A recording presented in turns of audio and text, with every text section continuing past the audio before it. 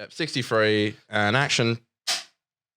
Hello, Hi. hello, everybody. Welcome to the For Allah podcast series, Nothing, episode 63. That's right. By the way, I meant to tell you, technically, What this? it's series 5. Yeah, because the boys episode, the last episode was the series opener, technically. Didn't mean to do that. Sorry about that. I'm in a 90s comedy. So, but I only did, legit. I only did that because it's like easy. It's easy to keep it in the files. It's easy to keep it in playlists. Yeah, it's just I disagree. the seasons don't really mean anything. It's just a bit of well, a. I'm kind of glad we stopped doing seasons, to be honest, because it's just No, starting to I am as well. I am as well. It just used to depress me. 'Cause I'm like, holy shit, we're on series blah blah blah, and we're not this and that. So yeah, I don't know, but it also wasn't doing us any favors. It also means I think we had it in our heads of like, oh, we'll go for this long and then we'll take a break at the end of 10 episodes. I was thinking that yesterday. I'm like, what's good about us recently is that we're making more episodes than we ever have. We've been enjoying it more than we ever have, and That's we right. also, I don't know about you, but I don't want to stop. Like, No, me neither. Me neither. this is our second show this week. We're doing one tomorrow if all goes to plan. I think we see it So, as you a lot know. less pressure, like a lot less stress, and I think that's good. I just think with time and more seasons, if you will, as time and season has gone on, we've just become more comfortable with it. Like, I think our show the other night was great, and it just felt so much more natural, and Yeah, it was lots of fun. Yeah. it just felt a lot more natural than our other stuff. But before we get into the main show, I have Now we bought do have something. we have a special show today, by the way. for Yeah, anyone well, before we get wondering. into our special show, normally I would leave this till tomorrow because it's got nothing to do with what we're doing today, but I have to show you it because I got it yesterday at the shops. Lovely. I've been bringing things in left, right, center for the show, the cap, the Furphy bottle opener, the panda. I love it. You love it.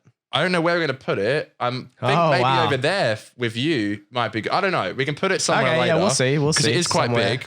Yeah. Okay. Saw it in the shops yesterday. I couldn't say no. Sometimes you can't resist it. No, I literally said to Mum, I was like, I can't not get this for the Can studio. I say, by the way, I love our set. Like, we have the lighthouse there. We have Nathan. We have fucking Conan and Walt, and Pandy. Like, we have such a great set. I'm so happy with Spider-Man there. It's about to get better. Oh, dear. Go on. Okay, you ready?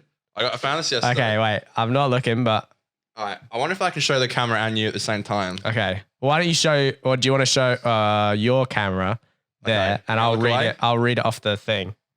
Okay. Can you read that? Save water, drink beer. Isn't that good? That's hilarious. That's so cool. So I got this. That's fucking awesome, man. That's us in a. I'm trying to look at the light to reflect on it, but that is Yeah. us in a nutshell. We are saving water and drinking beer. I don't know where we can That's put it. fucking so awesome. Maybe for now we can just. Well, yeah. Where does it? Yeah. Oh, yeah. That works. So, yeah, we'll have to. we can move it around. We'll see about with the lighthouse. Oh, that's great in my shot. There you go, brilliant. We'll move it a bit over. Yeah, if we want to move, That's we can. fucking but, awesome. Yeah, no, that's perfect. I reckon that's a perfect spot for it. Anyway, it was like 15 But do you know what I mean? How I love our set. Like, we got fucking SpongeBob here. I know, we've got to add Can't stuff. really see. I don't know if I'll maybe move this up, but we got this fucking. Yeah, I laughing said to the cry guys who came in on Sunday, I was like, whoops. we like to add stuff to the set, and I don't know if you can see it, but like this here, like this shit, like. Can you see that? thing. Oh yeah. Like Yeah, we- you've added that. We like to add like running gags, like Oh, I guess you shit. could say, because Here we go again. stuff we talked about. No, we on the show, do, and I've yeah. talked about I think I mentioned it in the show we did with the boys. I do want to eventually sort of swap out some of these photos to something more recent, But yeah, I'm very happy with our set. I think it's great. Yeah, it's getting there. I'm bringing stuff in left, right, and center. No, that's fantastic. I fucking love it. I love that. That's awesome. That's so cool. All right, That's great. I do want to say, the idea of today's show, it's a bit like the Hot One special because we're doing like a Vanity Fair career breakdown. I mentioned it to Dan I the other see. day, and I was said it'd wondering be where quite you got funny. the idea for this. But But yeah, you okay. see those actors and cinematographers and filmmakers Yes, and, gotcha. and all that kind of thing, and voice actors breaking down their careers. And look, we don't really have careers per se because we've been doing YouTube and Yeah. arts for over a decade, and we've got quite a cool portfolio to look back on. And I thought, wouldn't it be cool to do like we did with the Hot One special, do like a bit of a look back. Yeah, because look back special, I really like that Hot Ones special. I know we took the sort of Hot Ones like formula, but I think what was really cool about that is like it was a very really showed us about God, I can't speak right now. It was really good at letting us just talk about our lives and asking questions about our lives, which I think, when we do this show, I mean, we do pull that out sort of here and there, but we talk very topically, things about either that are in the news or that have happened to us recently. Whereas that show was so good because we got to really dive into our past, our history, who we are as people. That's why I want to do. Just why I want to do this today. Exactly, and I think every now and then we should do an episode like this where we get to sort of really delve into where we rip off other people's successful ideas and do them as our own. And precisely. I mean, I just thought it'd be funny. So this isn't really ripping off anyone's idea. This is kind of not really traditionally what a podcast is supposed to be. Is just asking each other about shit. Yeah, well, that's the thing. We're going to ask each other about 10 things that we've done. It can be a YouTube video. It can be the podcast we started. It can be anything that we've done in or out of YouTube for the last. Well, our whole lives really, but we've pretty much been doing art for about the last 10 years. So but I think the assignment, as I understood it, was a bit more. We have to focus more on like creative stuff. Yes, specifically. Yes. Okay, cool, yeah. Cool. So it was a bit hard to explain because I wasn't fully sure. Yeah, I know. That's the thing. I was telling him what we should try and do for the show, and it was a bit difficult. But I think we're on the same page. And you get 4 minutes to talk about each subject. So we've both written down 10 things. And there will be a timer, so we there's time for 4 minutes. Because I did notice in the Hot Ones one, it went. Are we going one? I think so. Yeah, that's do a good one idea, and one. Yeah. So I can start with asking you one, and cool. And it's in order as well, where we try to do it in order. So it's pretty much the start of where we started. Yeah, it'll be all the way to the newest thing we've done. I guess. Way in the past to like present, which I think is pretty cool. And we've got like a wild card in the middle, which is like a random place in our career, which we have like a bit of a funny thing to bring up. Yes. We're going to be bringing out some stuff as well. And also, I do want to say, like I said, we got like 4 minutes to talk about each. And it should be really fun. It'd be a good way for you guys to get to know how we started and what we're doing now and how we got here. I think it's a really cool thing to do. So yeah, we both got our things here. All right, mine's here, now ready. And if we're ready to begin. We are ready to begin. Do you want to ask the first question? I'll ask you first. Okay. So I've got my timer here. I can do the timer. The oldest question. This is the oldest question, and this is, I know we've spoken about it before, but I really do, because I do love this concept. And back when I first found your channel, before we were even friends, it was the first thing I ever saw on your channel. Oh, okay. And it was a bit of a reoccurring series. You got to talk about Daniel. That's right. Yeah. Okay. Daniel is inescapable. It's a classic. No, it is a classic. So this might be some lore for any Daniel fans who are unaware. When I was, how old would I have been? Like 14, 15? Yeah, when I made really this series? I rewatched a few. You were really young. You don't want to get the record button by mistake, but I'm trying to put it here. So you're fine. Sorry. No, so this Daniel series, when I was like 14, 15, I was a big fan of, you can try to put it in between there. I was a big fan of this web series called Jake and Amir. Okay. Do you know that No. show? So it was on College Humor, which was quite... yeah. I know College Humor. Yeah, so College Humor was quite... College Humor was funny because it was... they did a lot of like viral videos, but they weren't necessarily like the way that you have internet media companies today, where it's like they have to make videos regularly. That was really back in the day. Well, to my understanding, that was back in the day when it was very much like all their videos were just trying to be random viral videos. They weren't trying to make a brand out of College Humor, the company. They weren't trying to make a brand out of the people. They were just trying to make viral videos every time. Okay. So it was a very interesting thing. But Jake and Amir was the one show on College Humor that was like a regular thing that was recurring.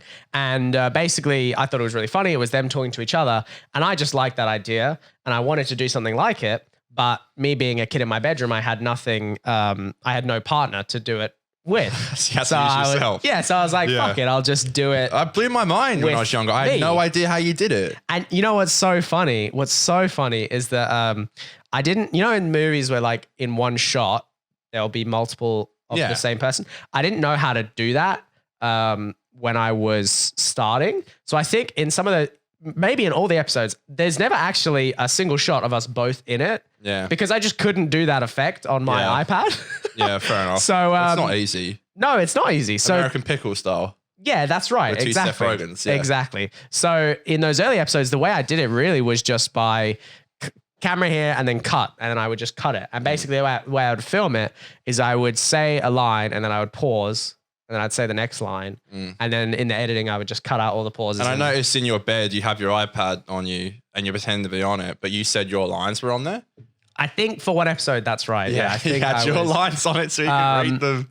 That's classic. That's classic. Yeah, that was sort of, and I was pretty. I'm happy with that looking back because it showed I had a bit of a, I don't want to call them cinematic, but like cinematic idea that where I wanted to go. Do you know what I mean? Not so much cinematic, but like maybe I don't know if you'd call it like a sketch or like a episode almost. You know what I mean? Like I always wanted that idea of a series or sketches or that kind of thing. So I hope, I haven't been able to live up to Daniel yet. Will it return? I've always toyed with the idea of like it would be a fun thing. It would be funny. Maybe I should. And I feel like if I was going to bring it back, the way I would do it in 2020, it would be quite self-aware. It would probably be the other Daniel is like a self-help version of me, like trying to say, come on, we've got to get out of bed. And then the me version is like, no, fuck that. I want to just relax for the whole day. Right. And I also will say, I want to add just a bonus bit of nugget of info. The Daniel and also the I'm Wet, which was my first video I'm Wet was not the first video I posted. But if you look back, I think it's I'm Wet and then Daniel are the first ones on my channel. Yeah. I did have other videos on my channel that I deleted because one of them or two of them I referenced like jerking off or something. Right. And my stepmom saw it and was like, you can't be having this on online. What if pedophiles are watching and all this? And I got so embarrassed and so like I felt so shitty about myself that I was like, fuck it. And I deleted it. Like I think it was like 5. It wasn't that many. It was like 5 or 6 videos. Probably not even that. It was probably like 3 or 4 that I deleted. And it was only because one of them had a reference to jerking off. And I was like 14. Right. But the rest were, I remember I did this one where I was able to do an effect with my iPad where as long as the camera was still, if I had nothing there and then I went and sat in the frame, I could fade it in and it looked like I was like appearing out of nowhere, like a teleport, like in Doctor Who almost. Right. Anyway, so yeah, those early days were very fun. It was great to be a time where I just figured out filmmaking. You know, like that was a great part of great memory in my life. Yeah, that is classic. That is classic, to be fair. Sorry, I know I went a little bit over, but I'll get to your question. This is to keep the ball rolling. All right. So my first question to you, but this is actually something that you. So we had things that we made sure. We're allowed 2 that we asked to be brought up. Yes, and was Daniel one of mine? No. Okay, it wasn't. Okay, I think I didn't say because I knew you would bring it up. Yeah, this is one of mine. Because I feel like you wouldn't have known to say this unless I told you. I've heard about this and I wanted to ask, but yeah. So you have actually told me at the pub, and we've been to the pub with Johnny, and you guys have told me, or you've alluded to the fact that when you and Johnny, one of Connor's childhood friends, were growing up, you did this kind of jackass copycat kind of like emulation. Yeah, go into that for me. So basically, it started off with my dad would always go to Johnny's house, and we'd have these like huge family friend parties every Sunday, and they were very grand, and they would just kind of sit back in the background and drink beer and all that. And sometimes we would steal beers. It was probably my first drinking experiences when I was like, maybe like 10 or something or 12, which is pretty bad. But we would imitate the movies and TV show because I watched it previously, and so Johnny, like, this is sick. So we got the whole gang together, which was about 7 of us, and it included like Johnny's brother and Johnny's cousins and like family friends and stuff. And we would all try and remake the movies, and we made a dozen. We made 10 films. Oh yeah. Sadly, pretty much 95%. Well, hold on, a dozen is 12.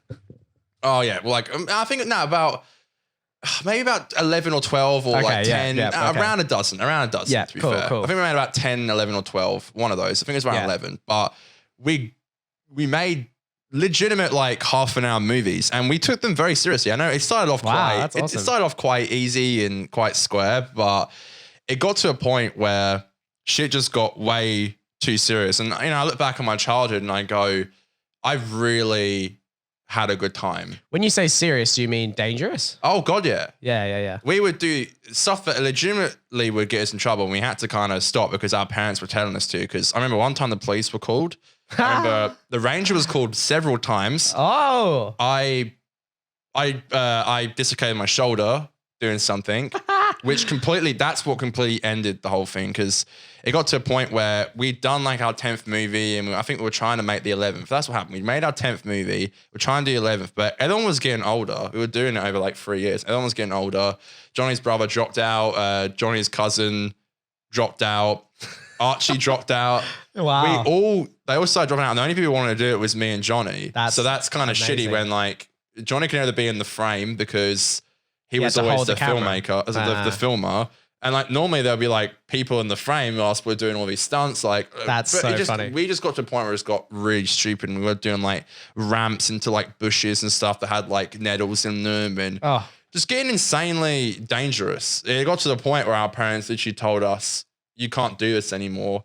And it got depressing because it was just me and Johnny. Yeah. But those times, again, I look back at my childhood and I go, those were some of the best times of my life. And it took me a solid like 2 years to really get over the fact that we didn't hang out anymore because we were so used to meeting up every Sunday. Yeah, filming and making these movies, which was the first time I was using iMovie, and it's the first time we were like filmmaking and using titles and stuff. To go from that to everyone kind of like breaking off into their own directions. And this is when I started meeting like you and Aiden and Declan and all that. And we started hanging out. It was really depressing. It took me a very long time to get over it, but there were some of the best times of my life. Again, sadly, 95% of the footage is gone, which is really sad, but there's some really cool stuff in it. I do know someone, the scene where I was jumping off my dad's van. I had rope around my legs. And the idea was I jump off. When I'm mid-air, Johnny pulls my legs. So I don't land properly. I land on my back. But I land straight on my shoulder. And that's when I dislocated my shoulder. I know someone who has that footage on like an old iPad. Wow. Who's still like a family friend-ish. So I've been trying to find the right moment to be like, I don't know if she has the iPad like around. I don't know if because it would be quite an old iPad now. But maybe they've sold it or... Exactly. Deleted the footage. Olivia tells me all the time, which is Johnny's sister. Yeah. Olivia tells me all the time that her friend has that footage. And I think it's pretty fucking cool. So one day I'll bring it in. I just hit 4 minutes. But yeah, one day I will bring that footage in. But yeah, some of the best times of my life. Honestly. That's amazing, and they were literally the first films I ever made. That's so cool. But those were amazing times. But I love that. That's like the origins of me and when my filmmaking came from. Yeah, and that's how I feel with the Daniel thing too, you know, like it's funny though too because yours was obviously collaborative. It was with people, whereas mine was I don't really have any friends who were into filmmaking to do it with. I didn't you guys, to be honest with you. Yeah, that's right. And there was one thing I did. I think I've mentioned this before, where me and a friend Jake did this iCarly ripoff. Yes. On my fucking, I think it was like a Nokia phone, and it could do. Pause, play, record, video recording. So you could pause the recording, change it, and continue recording, and it would like edit the jump cut in for you. So we tried to make this whole like, so it's kind of live, but not really. But anyway, that was my earliest of like collaborative filmmaking. But then I did the Daniel stuff, and I didn't do filmmaking with people regularly until I was much, much older. So yeah, I think that's a great experience to have. Yeah, I mean, I do have written down our first collaborative experience. Oh, okay. Before that, well, I also feel like, I know what you're talking about, but I also feel like this is so good for us because this is such a collaborative experience. It's nice to do it with someone who actually kind of gets it. I do want to talk about, and this is one that you told me to bring up, and of course I was going to bring it up, and this Don't Be Afraid to Be You. Oh, yeah, okay. Your song. So Don't Be Afraid to Be You is this your second one? That's my second. Okay, so Don't Be Afraid to Be You was a song that I wrote when I was like 14. 14, well, wrote 15. and produced. And wrote, produced, sang. Everything. It was all mine, baby. And it's probably, it is still, you can watch it. You can listen to it on my YouTube channel. It's on YouTube, yeah. I wanted to, by the way, I wanted to do a whole music video for it. And I got Mitch Pollard to come and help. Yeah, weren't you and Aiden going to do it? Yeah, we like started filming, but we never finished filming the music video. But we were going to do a proper music video. That's hilarious. But basically, it was this song that I wrote when I was 14, and I wrote it out of, I was like depressed and I was like, felt quite lonely and stuff. I didn't have that many friends. And so I wrote it, I did it, I was like, fuck it. And I just did it. And the song kind of sucks. Like the music is bad. The music's not, yeah, the music's pretty bad. But the worst part about the music is not that it's bad. It's that it's the exact same piano the whole way through. There's no like change between like I don't know the words, like a chorus or a riff or anything like that, you know. The bridge. Yeah, the bridge, anything. So there's nothing like that. But I basically talk about being a middle schooler, being a depressed middle schooler, basically. I'm proud that I did it. But I'm not necessarily proud of it. Did you make money off it? Because you had it on iTunes. I made a little bit of money off it, but I only made enough money. I think I made like $40 off it, maybe. That's not bad. No, but here's the for a kid. Here's the catch, right? So also, by the way, when I did make the song, you know, you might think that people would make fun of me, but at the time, people thought it was the shit. People were really like, "Oh, that's so cool that you made that song. I got your song on my iPhone. I'm listening to it." Maybe some of them probably were listening to it and laughing at me. You know, that probably was a possibility. And someone told Miss, our drama teacher, and she actually, I think she listened to it, which was funny. And she was like, "Yeah, you know, it was." No, she gave me more than that. She said you said to me she wrote in your final thing in year 12 that she thought it was a really good thing for you to do. Yes. So I think she understands. And this is the way I look back on it: is that I'm not necessarily proud of the art itself, but I'm proud that I did it. Yeah, I think that makes any sense. Do you know what I mean? Like it's, so, and I would actually like to do like music again in some way. The argument I used, by the way, at the time for having the same music is because I was like, it's a spoken word piece. It's not a song per se. Butterflies is the same. Yeah, Butterflies is the same, but Butterfly has a good, it's a great song. It has a good tune. So anyway, but yeah, I did that. And then also, by the way, this is some exclusive for this that I wanted to bring up. I wrote lyrically and musically an entire sequel song. Not a sequel. It's not Don't Be Afraid to Be You Part 2. Be Afraid to Be You. It's a different song, but it was like my second song called What Do People Do? And I have it on my laptop. I never released it. I've never released it. What, you've recorded it as well? Yeah, the words are recorded, fully recorded. Everything of the song is fully recorded. And you know, post it's fully finished, and I've never posted it. You've got to post that. I think I should. I think I would like to. I could. It's my copyright. I could play it, but post it. You know what? I'll try find it, and I'll play like some of it. I won't play the whole thing. I'll play some of it if I can find it now. Yeah. While you're giving your answer to this. Yeah. Because I wrote a whole another thing. But yeah, I mean, no one made fun of me for it, to my face at least. Like it kind of gave me street cred. It was a fun experience. So I was glad that I did it. But I'm not proud. Again, I'm not proud of the actual song. I'm proud of doing it. You know. Okay. Look at that, bang on 4 minutes. Look at you go. No, I'm very happy with that. But what I'll do is I'll ask you a question. I'll try find it, see if I can. If I can't, you know, no worries. But my question to you. Yep.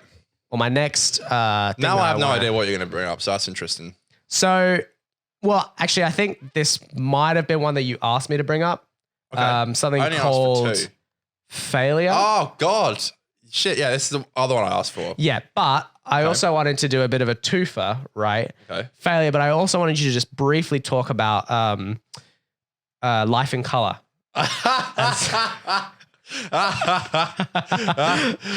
one I remember. I remember Failure, but I also remember Life in Color as like a fun little... Yeah. Anyway, talk about those two and your experience. Okay, well, Life in Color to start off with is both of these movies that I made, Life in Color and Failure, both have copyrighted songs in it. Life in Color features the opening track of Viva La Vida, the album called Life in Technicolor. I see. And then later on the extended version of the album, they do Life in Technicolor 2, where it has lyrics. But Life in Technicolor doesn't have any lyrics. It's a beautiful symphony, and it's beautiful. And I was like, oh, I should make a music video out of this, thinking I was hell punk. And I remember I posted it on the 30th of December, 2015 or something. Like it was like one of the last days of the year, and I was so proud of it. It was pants in retrospect, but it was pretty much just my mate again, Pollard, the person who was going to be in your Yeah, that's right. He music was going to video. direct my music video. Yeah. I was going to use him, and I did use him, and he just did a bunch of skateboard tricks. And it was just, I remember I saw Amazing Spider-Man 2, which is a terrible movie, but they used a Coldplay song, and they just had Andrew Garfield doing a bunch of skateboard tricks, and I was like, that's sick, I'm going to do that. So pretty much I filmed him doing that, and you can literally see. Oh, that's right. He does do the skateboarding, doesn't he? Yeah, and they play a Coldplay song. I think they play Every Teardrop of Waterfall or something like that. But you can literally see in the movie, if you watch it, I ran out of shots, so I had to constantly use the same one. This is at the ending. At the end of Life in Color. At the ending, you can see when all the credits are coming up. You can see the same car driving away. Oh, that's so funny. Because I didn't have any footage, so I had to keep using the same shot. And you wouldn't be able to tell normally, but the car in the background keeps going. And everyone took the piss out of me for it. And Aiden, used to be quite cynical. He made a complete piss take with Mitchell. No way. Remaking my thing. What do they call it? They were just taking the. I can't remember what they called it. You have to ask Aiden, but they've remade it and they were going to post it. That is so funny. Inspired me. Oh my god. Because they're like, let's take the piss out of him. They used the same song. They used Life in Technicolor, but they remade it and it was just Mitchell messing up tricks and they were making fun of me for it, which is. I think I remember that. It did hurt my feelings. Well, I'm not gonna then lie. talk about failure because failure was. Sounds like it. You were failure. It was literally pretty much like what you were going through with your song. I felt pretty depressed in year 9 and I was like, well, I'm going to make a film explaining how I feel. And mine was year 9 too, I think. Yeah, I was just feeling shit. And, unlike you, really, I was terrible at school and I was just getting terrible grades and I was failing a lot of stuff. So I was like, oh, what if I make a film called Failure? I remember I wrote the script waiting for a haircut. Funnily enough. That's hilarious. In the shopping centre just down there. And I got Johnny a star in it. And Johnny looks so young in it, bless him. And the whole film's in black and white. It's trying to be hell deep and meaningful. And, but I used the song Other Side in it, which is a song about drug addiction. But, drug addictions and failure go hand in hand. But yeah, I shot it in like 2 days and I was proud of it. Again, people saw it and thought it was very jazzy. And, funnily enough, it got shown in the famous story. It got shown at a university. Someone reached out to me and said, I really love this. Can I show it to my students who are about to take an exam? And that was, back in the day, that was insane. I was like, whoa, that's sick. Do you think they actually did that? Do you think that was real? Yeah, yeah. Again, I had no reason to lie. I mean, he just hit me up. He had nothing to get out of it. He was just like, look, I don't know if you mind, but I'm going to play this to my students. I was like, go ahead, that's sick. And I got some cool street cred for it. A lot of people were like, this is really cool. I remember I showed my parents it and they were kind of just like, oh, that's all right. I didn't get much. I didn't get much out of it, but no, those were 2 films I made. I haven't really made any since, but it's got young Johnny in it. I had to take it down, I think, because it had, again, both of them had copyright music in it, but 2 songs I really love. But those are some good films. I really like them. Did you find the song?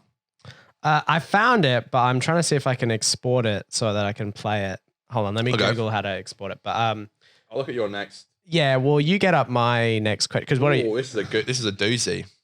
This is a doozy. Oh yeah. How to export. I disagree. Let's do this. iPhone. What number are you on? Because that was my second. This is the third one for you. Okay. Do you want to ask or do you want me to ask? Okay. So this is the first collaborative thing we did together. And I know you just say you didn't really do a lot of collaborative stuff in the early days of your channel, but this is again one of my favorite memories. Oh yeah. Okay. It's one of the best videos I think we've ever made. I recently reacted to it on my channel, and that is the famous movie, The True Meaning of Christmas. Daniel, please take it away. Oh, The True Meaning of. Oh, that's so funny. I thought you were gonna say the 50th. Okay. That where we did for Doctor Who, but The True Meaning of Christmas. This is our first real collaboration. I didn't realize we did that first. Yeah. Did we do that first? Yeah. Wow. This is the first time we actually met up. Yeah, because you still didn't probably know me, did you? Right. That is hilarious. And I did Still wasn't there's too even a keen on behind the him scenes, either. isn't Yeah, there's a behind the scenes. So True Meaning of Christmas was something we made in what, year 9 it must have been? Yeah, about year 9. Year 9, maybe it was the year 8. 9 break heading into year 10, I think. I don't know. I might be wrong, No, because the 50th was November 2013. So it must have been year 8 going to year 9. Yeah, true. Anyway, so we, again, we, at that age, we were like wanting to be filmmakers and stuff. And I don't know if it was me or Aiden who we kind of collaborated on it. I think maybe I had the idea for the script, but it could have been Aiden. I don't want to take credit for it. I think you if it both wasn't directed me. it. Yeah. Yeah, I know we sort of directed. We had a lot of ideas to share with it. I remember we filmed it at my house because notoriously growing up, my parents were like just sort of more chill than the other parents, you know, which I'm very proud of. Love your parents. No, they were lovely and they are lovely. But it's always lovely to see your parents. Yes, it is. So we filmed at my house, my parents' house, and basically it was this film about I can't remember why. We just wanted to do like a Christmas special. It doesn't make much sense. I've always loved the idea of a Christmas special personally. Yeah. And we wanted to do a skit of it. And so we did it. We wanted to do like some slow motion, which we did do some slow motion in the final movie. Doesn't look great. Yeah. No, it doesn't look that great. It's funny because actually I filmed it, I think, on your camera, that one. Yes, which is the OG. not as good as and you this made camera necessarily. the handheld, which is pretty cool. You made the yes, handheld that's right. device. That's right. The Have you still got handheld. I do. It's up there. Yeah, it's well, pretty actually, up I there, think it's either up there or it's in my parents' house. Yeah. But no, so I made the gimbal kind of. It's not really a gimbal because it doesn't stabilize it, but it's just a holder. I made that from like I think Indie Mogul or something was the channel that I followed to make it. Really cool, like DIY stuff. I made that. We filmed it ourselves. I remember editing it. It was a lot of fun. That was like the first, in my memory, that was my first, what I felt like movie that I'd made, you know, because the Daniel to Daniel stuff I had, but the Daniel to Daniel stuff, like I said, it was just me. It was me acting, me directing, me editing, everything. Whereas the Truman in Christmas was a lot more collaborative. Yeah. We had me, Aiden, Declan, you. Yeah. I don't know if Mitchell was there. No, it was us four. It was just us four. Yeah. So, you know, it was like a proper collaborative. And then we did that other one experience. that went to air, the one where Aiden's girlfriend died. Remember that? Aiden's wrote a script about his girlfriend dying. I don't think I remember that. And I'm not in it. I remember I had a cameo where I just walked in the background with a bottle in the park. That's you don't remember so that? funny. I think I feel like I do maybe. Classic Aiden writing a script being, it was the deepest thing. It So was depressing, Like, it was about a girl dying, his girlfriend dying. I don't remember that. And That's kind of me his and niche, Declan isn't were it? like behind the bed because we couldn't be in the shot. I mean, we were laughing. You were like, shut up. Do you remember that? Actually, I do remember that. I remember that we were part. doing Aiden's script, which was That is so funny. a bit weak, but yeah, no, I remember feeling that was the first time I had like a I don't know what you'd call it, like a collaborative filmmaking experience. I collaborative really experience, enjoyed that. That was a good time, and it was good fun. It was good fun to edit it. It was good fun to have. And also, what blew me away was when we'd finished it. It's not that good, but it's okay. I felt like it was actually a movie. You know, like when we finished editing, I was like, wow, this is actually coherent. I was so proud of it. You can understand I what thought it it was is. like so cool. And you know, like when we put it out, because like, that's and sick. I've seen a few, and I just saw a trailer for something that's coming out locally, and it's like, you know, it's very hard to get across on film like an actual story and characters, especially if you're an amateur. And I was just so impressed that we were able to do that, and I actually kind of still am impressed. I frankly. loved it. Oh, well, thank you. It was for one of the asking. best things we've ever done, I reckon. Again, I recently reacted to it. I'll find your question while you're answering. I'll Yeah. figure out how to get this song up. Okay, now I have no idea what you're bringing up. You've done the Yes, two I've told yes. you to bring up. So That's right. So yeah, I know I got them out of the way. now I didn't got to. So Be on my my game. third question for you. no, what? Okay, so this is kind of a this is a bit of a general question, but it's also a specific question. So generally, I want to ask about Nerd Life reviews. Okay. Like I want to ask about like the sort of origin of it, what Yeah. you guys wanted it to be, but specifically what I wanted to bring up was you made a t-shirt in design Yes. class. Is that a video? With the Nerd Life review. It's not a video. Okay. but I just know it's something to do with creative stuff. wore it just in wanted videos. so I wanted to ask about That's a great the question. t-shirt specifically, but also just the channel in general. What did you guys want? Why did you guys start it? What did you want from it? Right. And what happened to it, if you want to answer that. as Right. well. Okay. So, Jesus, I started it myself, and I was watching YouTubers all the time. I remember back in the day, I was watching a lot of Tobuscus. I know. I was watching a lot of Tobuscus. I was watching a lot of Trev's Chan too, who's a Walking Dead YouTuber, and I was big into Doctor Who and Walking Dead and Emergency Awesome and stuff. YouTubers who I don't watch now. I still kind of watch Trev. I think Trev's a nice guy. I can't stand the rest of them though. But yeah, I was just watching them and I'm like, I really like all this nerdy stuff. I should probably make videos. I think I'd be good at it. I have like a huge knowledge of Doctor Who and stuff. And look at me now, I'm doing a Doctor Who podcast. So I'm still doing that in a way. So I started Nerd Life I think it would have been around the 50th. Aiden was like, "Can I do a video on your channel?" And I was like, "Cool, sure, why not?" And then eventually he was just like, "Can I stay on the channel?" I was like, "Sure." So it became a collaborative experience. And when I didn't feel like making a video, he would make one, and we would do videos together. And it was just a really fun experience. Again, it was quite a successful channel for how young we were. Like, we had quite a few subs.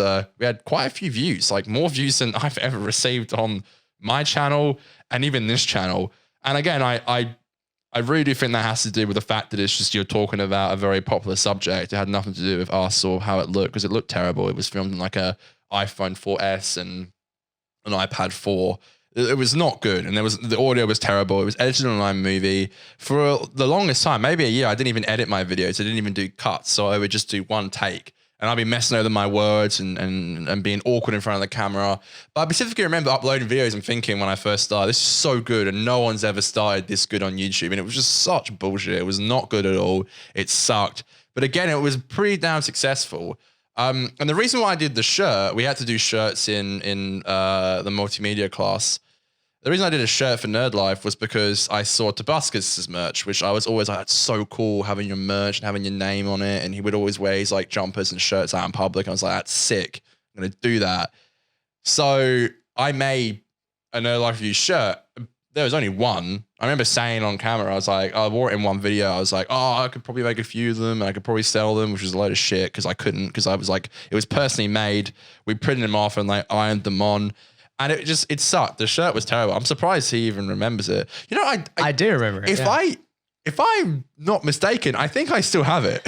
Oh, that's hilarious. I could probably bring it in so cool. tomorrow You or something. Bring it in. I think it would probably be like, it probably wouldn't fit me very well. I remember when I bought the shirt was like $3 for like a white shirt, but I didn't have my wallet on me. It's back when I didn't have a job. I remember I asked, again, Mitch Pollard, who keeps coming up heaps.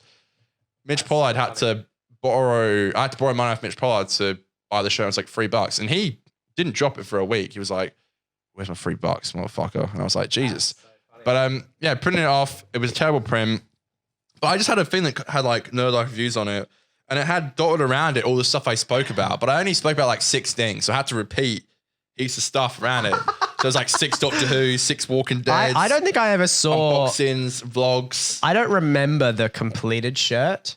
I've got it at home. I'm pretty sure. What I remember. Oh, here we go.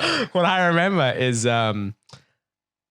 Miss, what was her name? Miss West coming up. Oh God. And saying to you, she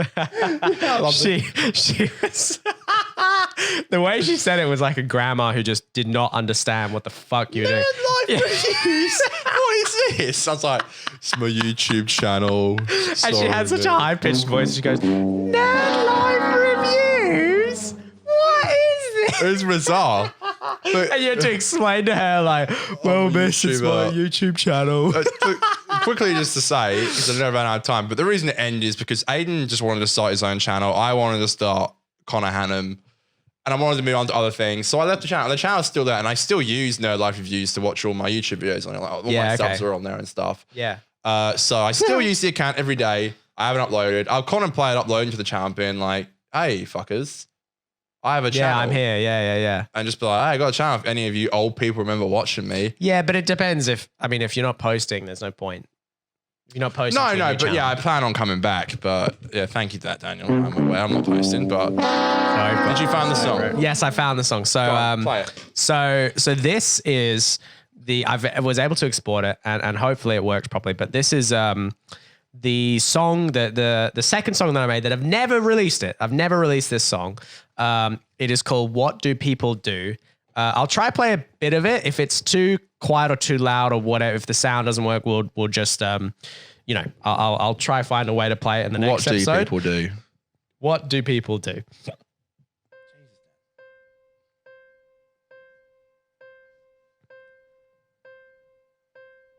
So I've been thinking about this for a while. What do people really do? And I don't mean productively, I mean in relation to me and you.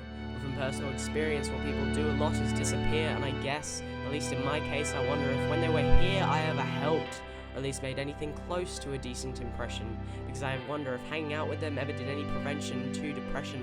I ponder if my presence ever made anyone less sad, or if as soon as I turned to walk away they immediately felt very glad, and I guess that's that's just another thing that us pesky humans do. We feel. And what's weird is that you have the power to alter moods just by sharing the common trait of being a human being. You can change someone's perception of their day from compressing to freeing. You can make someone's bad day good with just a wave.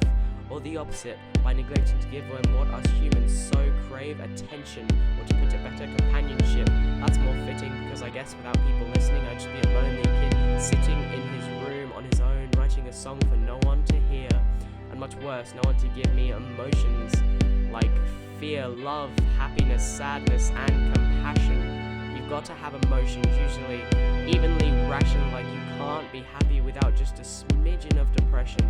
And that's mainly just to raise the amount of appreciation that we have for the times we feel higher than the moon, purely from loving other people and having people who love you too. And the thing is, it's just a hard pill to swallow, that in life happiness can't exist without sorrow.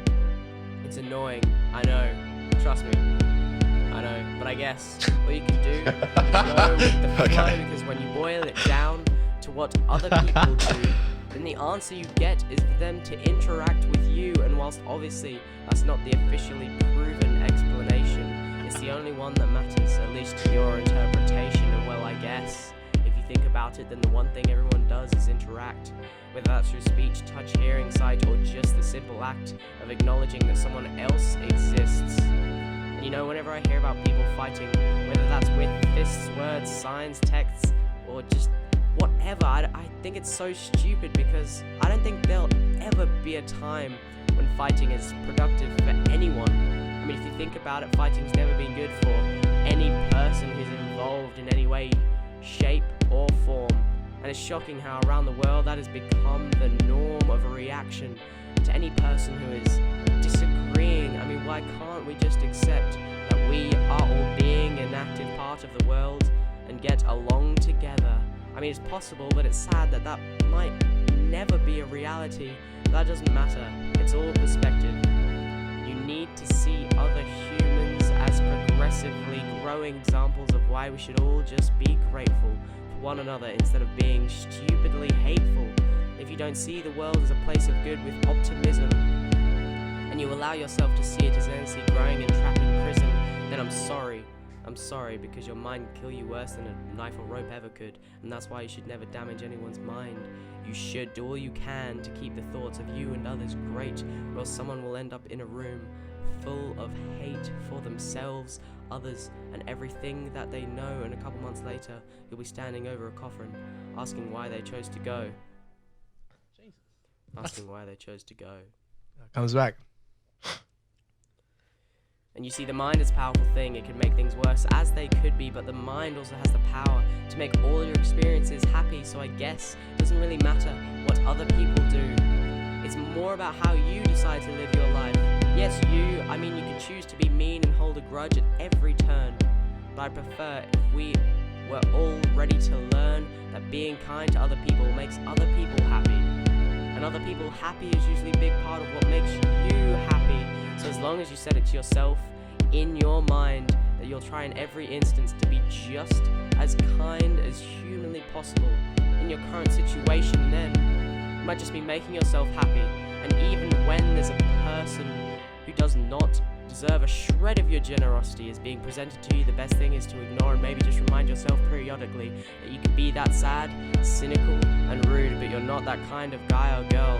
Then trust me, you'll do, or at least be, the one thing that I could hope for you to be. And that's really, really simple. What I'd want for you is to be happy. Is to be happy. Bang, baby. Oh, okay. So I guess it's less about what people do and more about what we can do. Damn. That's pretty good. I hit myself with the damn. It's pretty Damn. good. All I can say is, you know how like when Oliver Tree started making music, he made his songs like 2 minutes 20.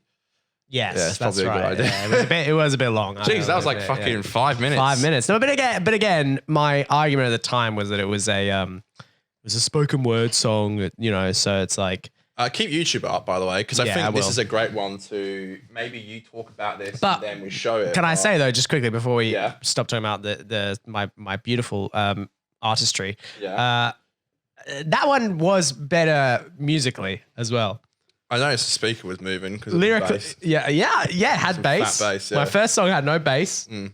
Second one had bass. It had multiple instruments, and it was a bit more. And there was like that one change, where it went all silent, and it was like, bruh. I'm pretty happy with that. Lyrically, again, it's still a little bit cringe. There were some lines that was like, okay, that kind of sucked ass. But again, I'm happy that I did it. I don't think it was terrible. I'm happy that I did it. I don't know why I never released that one. Because I made that one.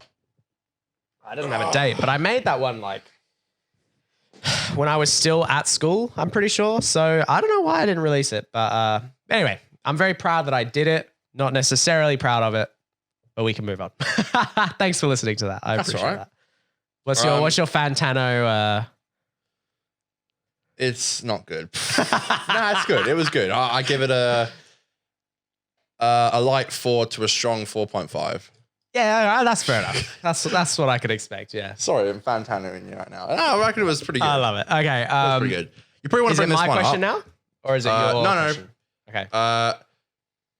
We need to talk about how the 50th should have ended, and this is up on my channel, so you can talk about it, and then Oh, I probably see. give this a gaze because it's like 2 minutes long. Oh, you want me to play it? Okay, so this is your question for me. Yeah, because It's on your channel. It's on Nerd Life. Oh, it's on Nerd Life. Okay. So if you go on Nerd Life and then go Nerd Life reviews. keep going down, Um. go further. Wow, this was long ago. Further. I can't believe we did this so long ago. Further. You go, I can't find it, my friend. Where am I looking?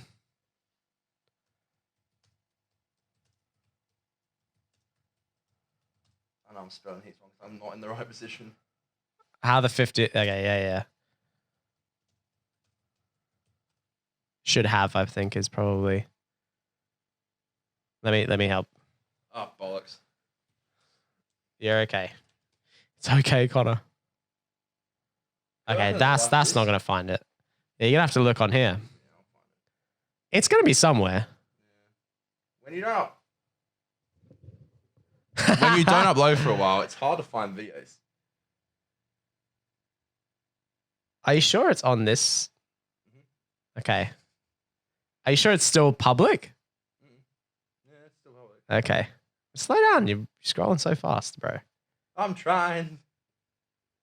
Yeah, we're in films probably. Yeah, look at you. There's more private than you thought. I remember it was pretty popular. No, you just have to click it once. Damn, your Mac is so weird. Oh, God. Sorry. Whoa. Nearly spilled the beer. Probably edit this out. Hold on. I got this. Fucking hell. Well, your Mac is so weird. My Mac. You Yeah. can Mac my nuts. There's photo. Ah. It's okay. We can find it. Don't worry, my friend. If we can't find it, well, then we're fucked. What to expect in 2015? Ooh, I'll show the fucking. I told you me and Aiden used to make fucking videos together. This is hilarious. This old channel. Have you ever? Oh, God. That's a classic. How are these videos? Are you sure it's not on Aiden's channel? Aiden doesn't. If I can find a link and send it to you. Yeah, you Facebook. try find it and then 'Cause I'll I've got open the it Nerd and Life we'll show channel. it. We'll show it later and we'll push this one back to talk about later. Sorry, folks, we've got a bit of a hiccup here in the lineup. My deepest apologies for that. Do you want me to go to my next one then? Well, that's While my you're trying to question. find My this? question is for you. Like, talk about that. Talk about how the 50th should. Yeah, but be that's what I'm ended. saying. Should we put that back until you can find the actual clip? I mean, I've got the actual channel here, so I can actually find the video, even if it is Private. Oh, I see. What you even if mean. it's Okay, private. yeah, so yeah, I can yeah. find the video, and then I can send the link to you, and then you can. Got it. 'Cause Okay, I okay. actually own Look at this. You my getting fucking channel. you're getting the live behind the scenes look right now for a laugh. Also, by the way, folks, let me know what you thought of that song. That was the first time I've debuted that ever. You are fucking all the truth. I don't. So, do you think I should release that somehow, like on some kind of? Yeah. I don't know if I'd put it on iTunes, but like release it on YouTube, release it on Facebook. I don't see Be why like, not. so I wrote this when I was 15. It's a bit shit, but here you go. Why the fuck not? You know, I think maybe a bit of a laugh. It's not shit. It's not great, but No, it's not. It's not great, but it's not shit. It's kind of just meh. Again, I'm proud that I did it. Not proud of it. But yeah. I mean, listening to that, it was better than I remembered. Do you know what I mean? It was like, but some parts were worse. Like some lyrically parts where I was like, oh God, that is fucking. if you so talk about it, cringe. I can find it and then I can play the video.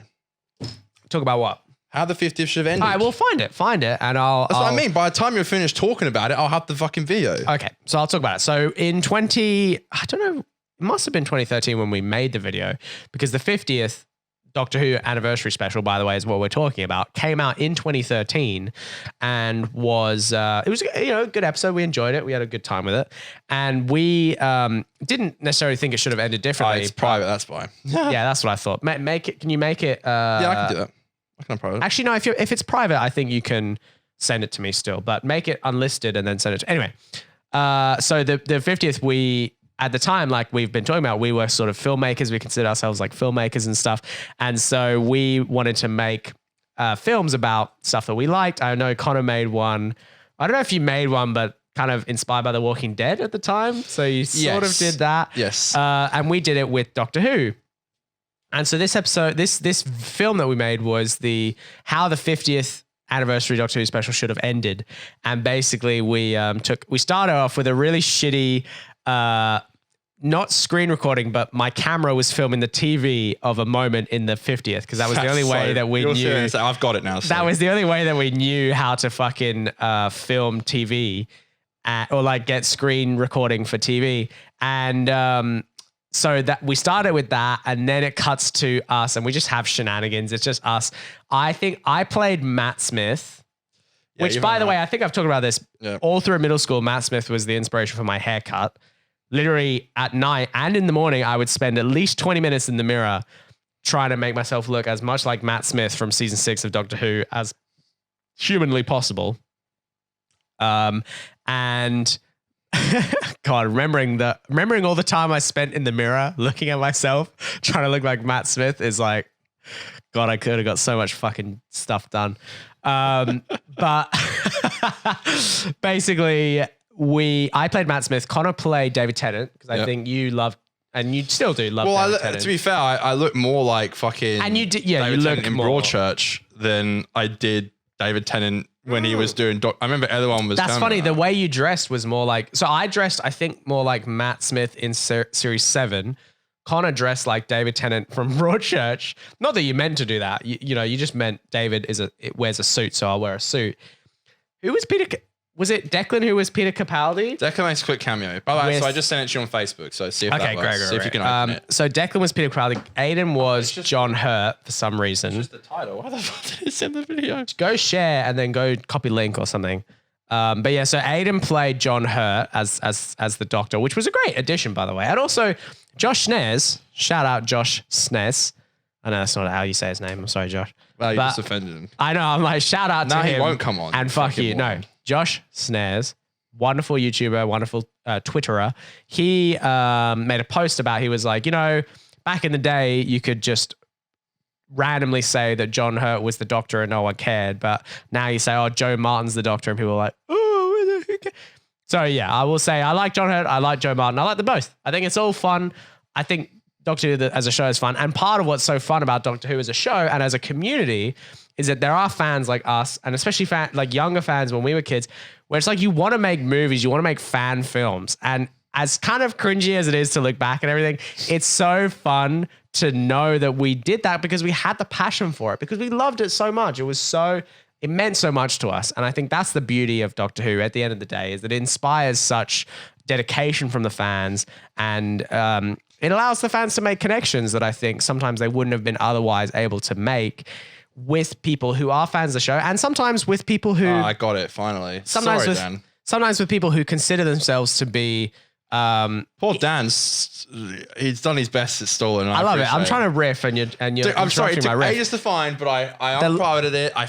It took forever to find. Okay, but so can I sent finish it. what I was saying? Yeah, go on. There you go. You've got it. Doctor Who allows ages. for sometimes people who are feel like they're introverts to connect with each other and become extroverted together because they can do things like fan films, talk about it, everything. Can you grab me a Byron Bay, please? I'm going to need a beer for this. Can you grab me a beer, please? I apologize for taking so long. You did. Shut up. It was took ages. So this is the glorious film that I was talking about. And by the way, I talked it up and I made it meaningful and all this shit. The film itself kind of is just very average. That's not bad. Although we've already played my song here, so you know we've got competition as far as you know, talking about shit. Anyway, so this is the Day of the Doctor alternate ending is what it's called. Okay. Let's just enjoy this. Directed and entered by Aidan Green.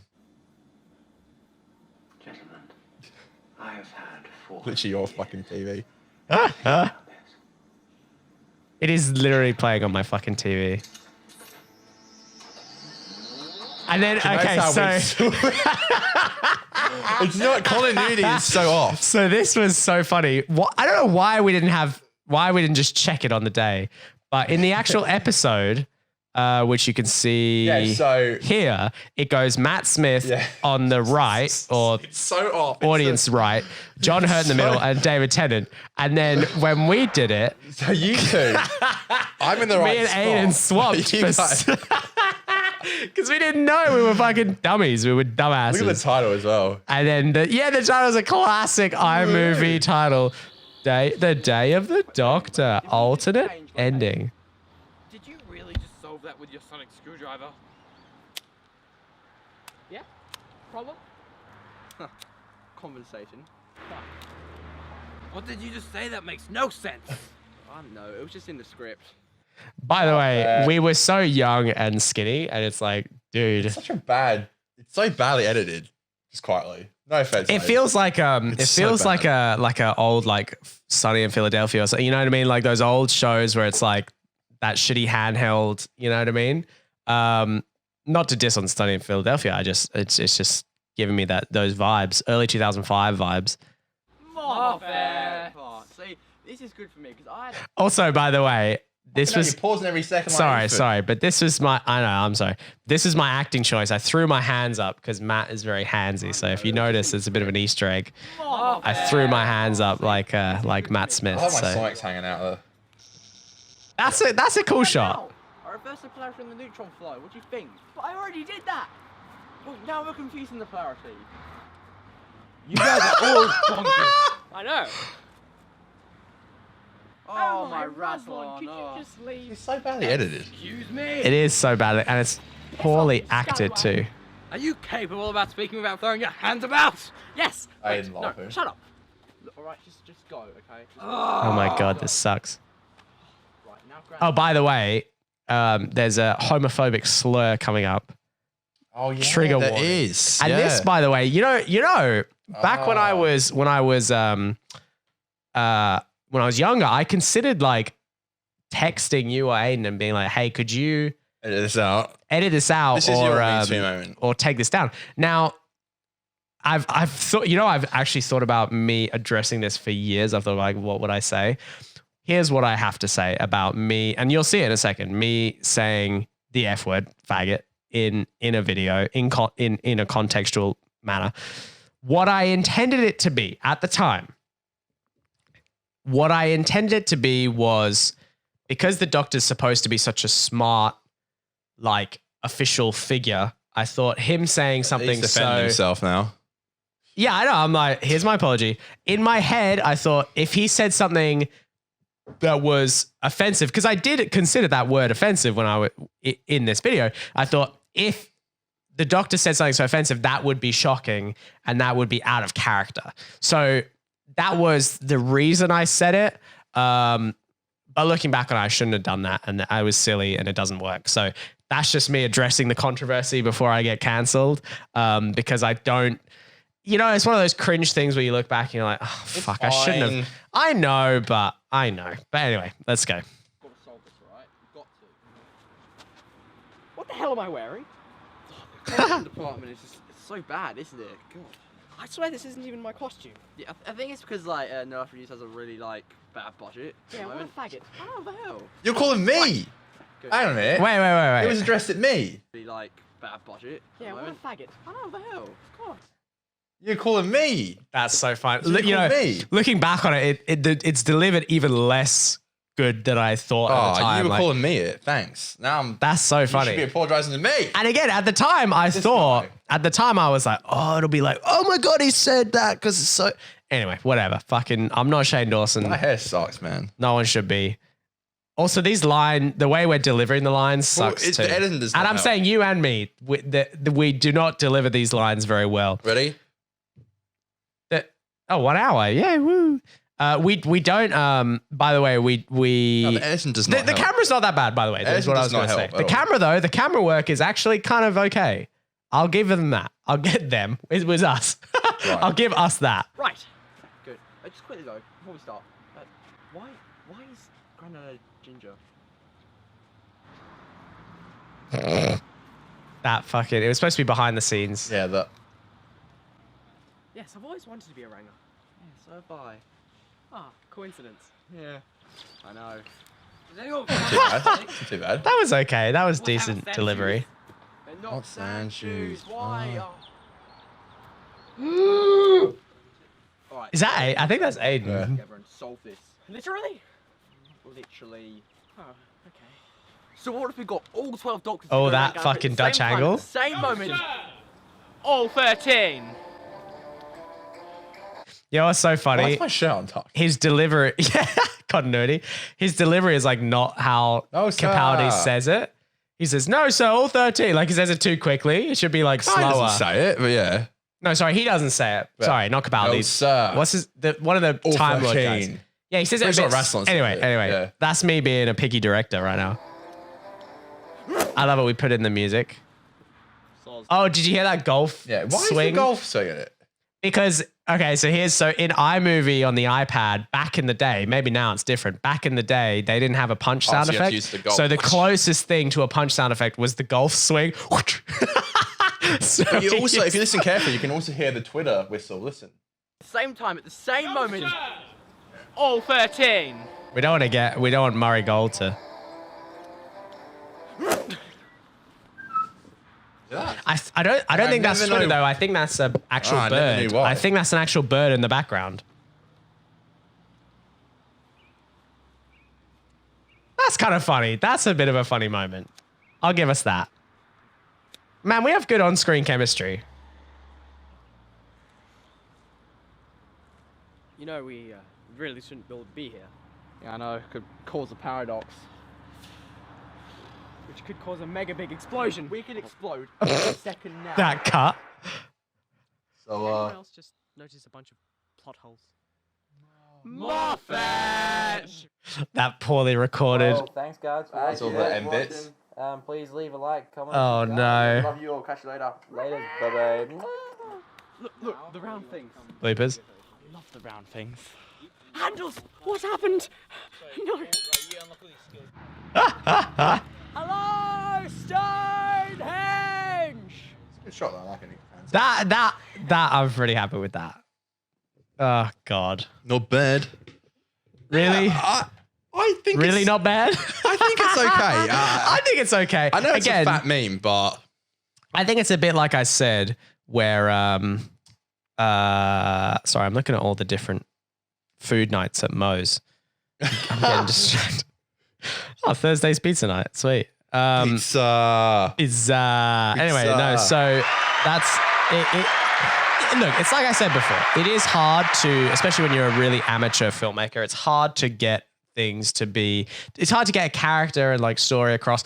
I don't think we did that well in that film, but we did it okay. We did it okay.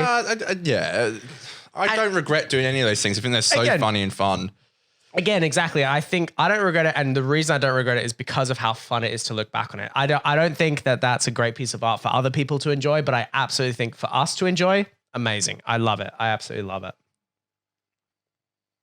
Dead air. So who's? Yeah, I know. So who's next? Is it you're me? next for me. Yeah. All right. My question for you. Yep. While you're answering, I might Is this the fifth question? hit the John. Holy shit, we're taking forever with This is fucking hell. This is your fourth. Jesus, we gotta hurry you're up. kidding me. All right. So my Someone tells me question, we're not going to the Winchester my today. question to you is Yes. regarding. Oh, I'll make sure this. Oh, not the second channel. No, it's not the second channel. Okay, it's, regarding the first channel, Nerd Life Reviews. Yes. I would like to ask about this series titled Podcast Unorthodox. What the hell is this? Can you Did tell you me not know about about this? No. Well, hold on. Maybe I'll get up. Don't an you episode. dare click on it. What? Why It's so not? embarrassing. Okay, No. I wasn't gonna play it. I'm not gonna play it. I'm just, no. I'm just getting it up so I can look at it. I'm not trying to. There's no footage. There's literally. Can you So it's show just it- audio. Can you show on the thing? It's purely audio. Yeah, I'll show it in a second. I'll just let it load. But so God. this is just audio. I've turned the sound off. Hello everybody, how's it going? Oh god, I thought I turned the sound off. So if you go on. Okay, so the rest of it, yeah. so the rest of it is just a screenshot as we can show here. Yeah, but Okay, the yeah. beginning- The beginning. the very is- beginning, Is oh, literally, if you want no. to play it. I haven't played it in years. So if you want to play it, then I'll give the. I'll get the context. It's Conor and I'm joined here today with two of my very good friends. First of all, just right up here who I'm pointing to with the I love sign is my good friend Jacob Doyle. I love house music, Hello. by the way. Hey, how's it going? And just right here, the cat with the gun is my good friend Oh my- Jacob Riccadello. Guys, Oh my welcome God. to Podcast Unorthodox. That Alright, is you can stop hilarious. there, 'cause that's Is the so- audio that bad the whole way through? Probably. No offense. I'm not Wait a trying to. minute. Find out. Yeah, so welcome back, episode 2. That's a bit better than it was in the first bit. We made it through our first episode, guys. That must be Does the whole episode have a house music underneath? yay. Hold on, let's go here. Well, I think A random me part. talking the whole time because no one else really talk. But I know these guys personally still. Was it them two with all It's the Doyle episodes? and- Just Riccadello. over 30, maybe 32, 33. And yeah, I love them. They are brilliant. Oh, They're that so audio. fantastic. But the thing is, It's the not person bad. You actually created. I mean, it is the bad, pop but it's not vinyl that bad. Is probably sitting in a bath of my money at the moment because probably, yeah, like literally their prices have gone up. They used to be about $14. Now shops are taking the piss. I know they're good. They're selling for about $17 a pop. And Oh get my it? God. That was right. So I did this podcast this with is two what we're people talking from about, by the school way. because I thought we had really good chemistry. What I would basically do It was you three every time though. Yeah, right? it was me, All right, explain Jacob this. I'm Riccadello, gonna and Jacob quickly. Doyle. I'm going So- to the toilet quickly. because by they're the way. both called Jacob, I had to use That's hilarious. their last names as their names in the podcast. I think we only did 4 episodes. I remember one time Doyle didn't even pick up his phone, so we couldn't record. It was just recorded through Skype. I didn't have a Blue Yeti. I didn't have anything. I was just recording through my headphones. It was terrible. It was really bad. But funny though, because I always wanted to do a podcast. I completely forgot about it, to be honest, and I haven't watched it since because I've been so embarrassed about it. But yeah, I guess I was kind of into podcasts before this one. I always thought I didn't have one before then. I guess I did, which is crazy. But yeah, I used to hang out with like Dan and Aiden and Declan and all that at school. But sometimes during recess, I would just be like, fuck it. I'll go hang out with these 2 other boys just for a quick chat.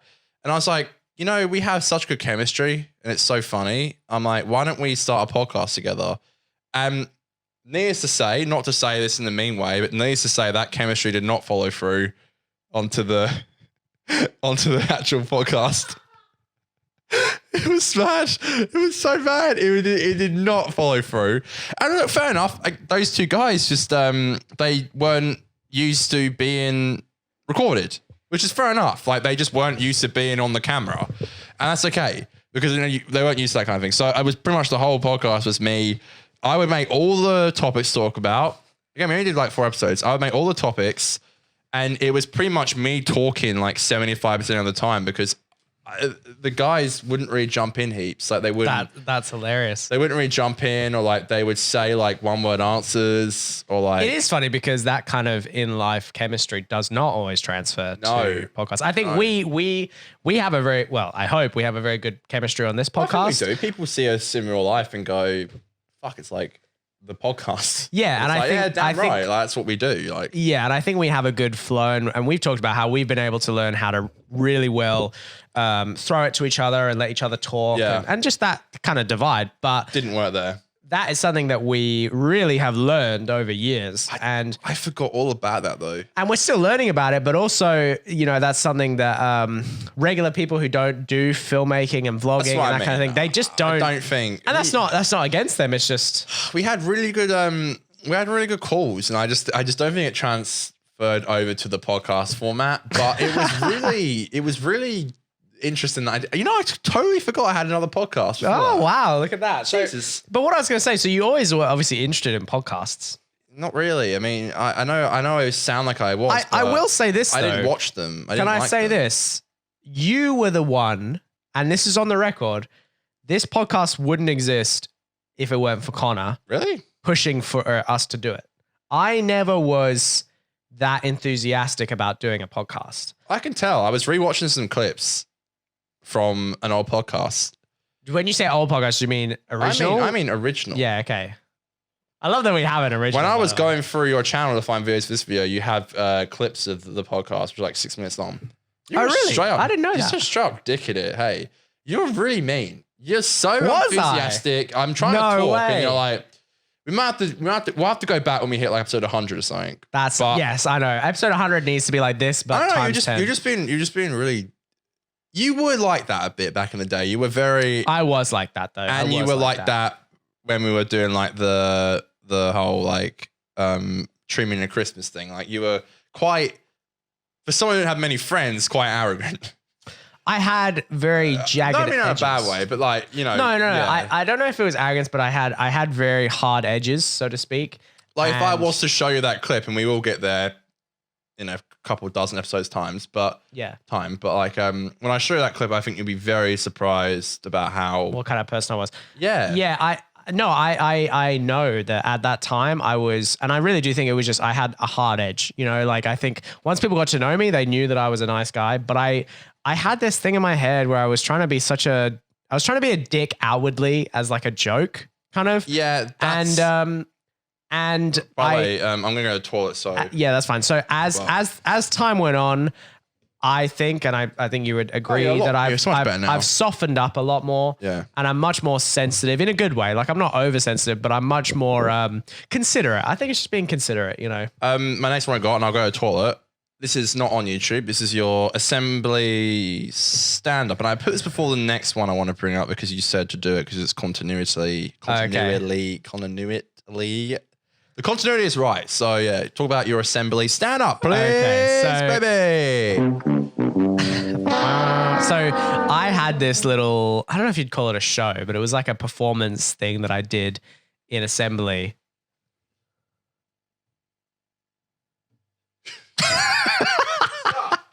I had this little show I did at assembly at school. I think this was in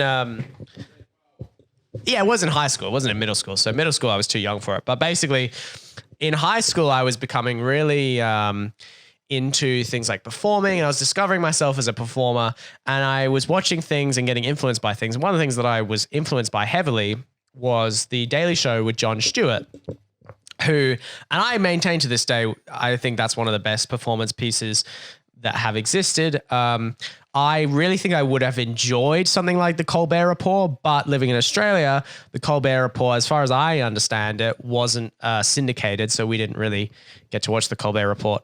But with all that, regardless being said, I took a lot of influence from Jon Stewart on The Daily Show and a little bit of John Oliver, but I think John Oliver had just started back then on his Last Week Tonight show.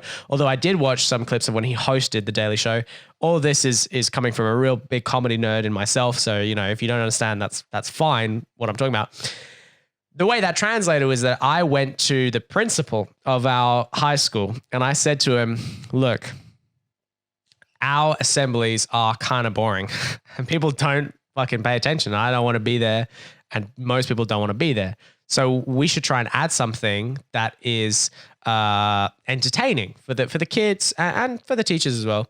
Not that I was thinking of the teachers at the time, but what ended up happening was they, to my surprise, said, okay, if you want to do something, if you want to present something, you can do it. And they basically gave me the freedom to write up like a little comedy news breakdown thing where I would talk about some news items, make jokes about them. I don't know if my jokes are that good. I would love to find transcript. I think I might still have a script that I used for one of the appearances that I made on Assembly. Anyway, I would get up at Assembly in front of all of high school, which was 10, 11, and 12. And I think there was about close to 200 people per year group. So it was like 500 kids in that auditorium when I was giving those speeches. That's not nothing. 500 people is a fucking massive crowd. And so like looking back, I'm so surprised that I, with such confidence, got up in front of a fucking 550 person crowd. Yeah. And just performed and just told jokes. And, that was my first taste of like stand up and my first taste. Oh, we should have asked we should have asked Jack about that. I wonder what he thought of that, looking back. But, oh yeah. But anyway, so that was like an amazing experience. I got to perform. I got to tell jokes. Most of them, they laughed. Some of the teachers I saw laughing, some of the jokes did fall flat sometimes, and some of them were controversial. And there was one joke specifically that I remember was very controversial that I didn't mean it to be controversial. I think my delivery came off as a bit insensitive. There was some news story about a fireman or something who burnt his face and he got like a face transplant or something where he got his whole face replaced. And it was quite amazing, quite an amazing news story. And I remember thinking like, wow, that's insane. And there was like a before and after, and the before picture he was like super burnt up, and then the after picture he had like a face transplant. He looked a lot better. He didn't necessarily look I don't know what you'd call normal, but he looked so much better. It was amazing, the transformation. But I made some sort of joke because in the before picture he looked like Darth Vader. I thought he kind of looked like Darth Vader in episode 6, he takes off And I made a joke saying, what I was trying to say was, when we've reached the point where we have better technology than Star Wars, then we can celebrate. And also when I was talking about the guy, I said something about, he had a quote in a news article where he said, little girls would look at me and scream. And I repeated that quote, but I must have repeated it in a way where people thought I was making fun of him. Right. If that makes sense. I must have said something like, little girls would scream when they saw him. But I must have said it with a bit of a stank on it. I remember something that really upset me. Because someone wrote me a letter. They were like, I think it was a very insensitive joke. No, I was pissed off. I was very pissed off at you when I said to you, and I still to this day think it was really shitty of you. Again, this is kind of how you were back in the day. You made a joke at the end of year thing. I know you know what I'm talking about. Yeah. And I told you, I said about her, I don't want to say what she did. Oh, the driving thing. Yeah, I wasn't going to say that. Yeah. Well, I didn't say what kind of driving. I just said, yeah. Now it's a bit obvious. But I remember I specifically said to you, I said, please, because I was really close, and she had a horrible year. And I said, do not tell that joke. Looking back on it, I probably shouldn't have told that joke. He did it, and it really, really pissed me off. All right, I'll take that criticism. I would agree with you. I probably I remember I said to him, I said, do not say that joke. I said, she's gone through enough. The year already is not keen on her. Yeah, that was tough. That was tough. And her sister was in the audience. Oh, shit. I didn't even know that. So I told him that. I guess I did know that. You know. All right. Well, I apologize for that. I remember. Yeah, I just remember it being quite a. But that's the other thing. So I did do the assembly ones, but then, and okay, I will admit that was a bad joke. I shouldn't tell that joke. But at the end of the year, at the graduation, I got to I got to do like a 5-minute stand-up set. That was my first ever stand-up. Was in front of like 500 people. I was fucking like, oh my God, this is insane. It was a great experience for me to have. Again, I agree with you. That specific joke, I shouldn't have told. And I regret telling that joke, but I don't regret the performance. I'm very proud of the performance. No, that's good. And that joke did kill, unfortunately. As sad as it is. As sad as it is. People love the joke. Although there was a lot of like, ooh. Yeah, but I just don't. No, I agree. I agree. I'm not against edgy comedy. No, I agree with you. But I think when it gets to a point where someone's life, she was in a very bad spot. Yes, and I remember justifying it in my head, thinking that, oh well, she did something shitty and she's treated people shitty. I agree. I don't. She deserves. I do not condemn what she did. She deserves a backlash. But that being said, as I've come to learn with age, I've I've I learned don't that condemn what she did, I but 100% could understand that she probably was going through a lot, and I don't deny that, you know. So I think I should have been a bit more empathetic. I was and the only wasn't. one in the year who pretty much gave a shit, and I remember just saying, It's because everyone at that age is so young, and they Yeah. don't understand that. Sometimes when and also, by the way, that was the same with me being shitty sometimes to people, was because I was a fucking depressed dipshit, you know, like yes, it would, and I'm not saying it's excusable. I'm not against edgy comedy, and I think it was but, funny. But what I'm saying is, I'm not saying it's still. excusable, but I'm just saying that I think people need to have a bit more understanding and say, this person, and I'm talking about her specifically, you know, this person, yes, she's doing something shitty, or me, like, yes, he is rude at some times to people, but what is the circumstances behind that, and why do they do that? And I think it's especially when they're a young person, especially when they're 17 or 16, it's important to have some sort of forgiveness and some sort of like semblance of we can give this person the benefit. Yeah, of that. fair enough. Anyway, but no, I'm very proud of this. I'm glad you brought that up. But That was one you asked. No, it was sort of the one you asked me to bring up. But gone. Is this now my question? Yes. Number 5? Maybe this one can be shorter than this can be shorter than 4 minutes. But the ALS Ice Bucket Challenge. Oh yeah. I got nominated by. This was a huge craze back in the Who did I day. get nominated by? Did you nominate me? I don't know. I remember play the mine. video? Yeah, I know. I'll try find it. Someone nominated. It's in the one of the popular ones, but someone nominated me, and I can't remember who it was. But I think it might have been Josh, my friend Josh, might have done it. It's all the way. It's right. There we go. Guys, let's give this a gaze. This is great. And we filmed this after school. Oh, I love that thumbnail, by the way. God, That's hilarious. This is great. Oh God. Tetris. Let's see if I can. I don't know. Oh fuck! I hate how it just plays it. Hey everybody, how's it going? Welcome back to another video. My name is Conor, and today we're going to be doing the ALS Ice Bucket Challenge as suggested by you guys on YouTube. And I'm all for helping You and charity Aiden, and I all love that. that. So please, the link is down in the description to donate. Please do that. I'm just showing awareness today for the ALS. So please donate, and yeah, so cheers guys. You know what's so funny? I felt like such a twat. In my video, I held up a $20 note and I said, I'm donating this to ALS, and I never donated a fucking cent. I don't think I did either. Can I just say, when Aiden's like... awareness today for the ALS. So please donate, and yeah, so cheers guys. I'm here as well. And Aiden's here. I mean, By the way, I didn't want Aiden to be in it. He honestly said, I set up the camera and he jumped in, and I was like, you're not going to say anything. It's my video. And then he shows me up like that, saying shit like, I'm here as well. Acting like I'm not acknowledging him. So fair enough. I love that. Mitchell in the background helping. Special thanks to him. Why's in it? Well, Jesus, he's such a big part of our childhood. Good on you, Mitchell. It's weird, isn't it? And Aiden, obviously, the best second person on this channel. Thank you guys. Enjoy. Second person. my That's a bit God. of a diss, bro. How do you do that? Why was it? The reason they did ice was because apparently that's what it feels like to have ALS. Is that it? Yeah. Table. Look how different my back gun looks. In the shot with the Wait. Is this before you had a pool? No, the pool's there. Yeah, it's very Oh, okay. Oh, wait, I remember it doesn't look a lot, but that was fucking freezing. got it. but freezing cold ice. So Connor's dad is going to chuck the Look how different my house looks. water from Oh, those chairs, I remember them. the top of the balcony Nah, you're Ethan down right now. to Connor, who will be down here. It's going. This is the ALS Ice Bucket Challenge. I GoPro down. Go. Your fucking Yeah, I'm ready. voice cracks. By the way, Oh my god, that's funny. you may notice a lot of it misses me. I asked Dad. I said, please. Dad was on his way to the pub, I remember, and he said, I won't miss. And he pretty much missed.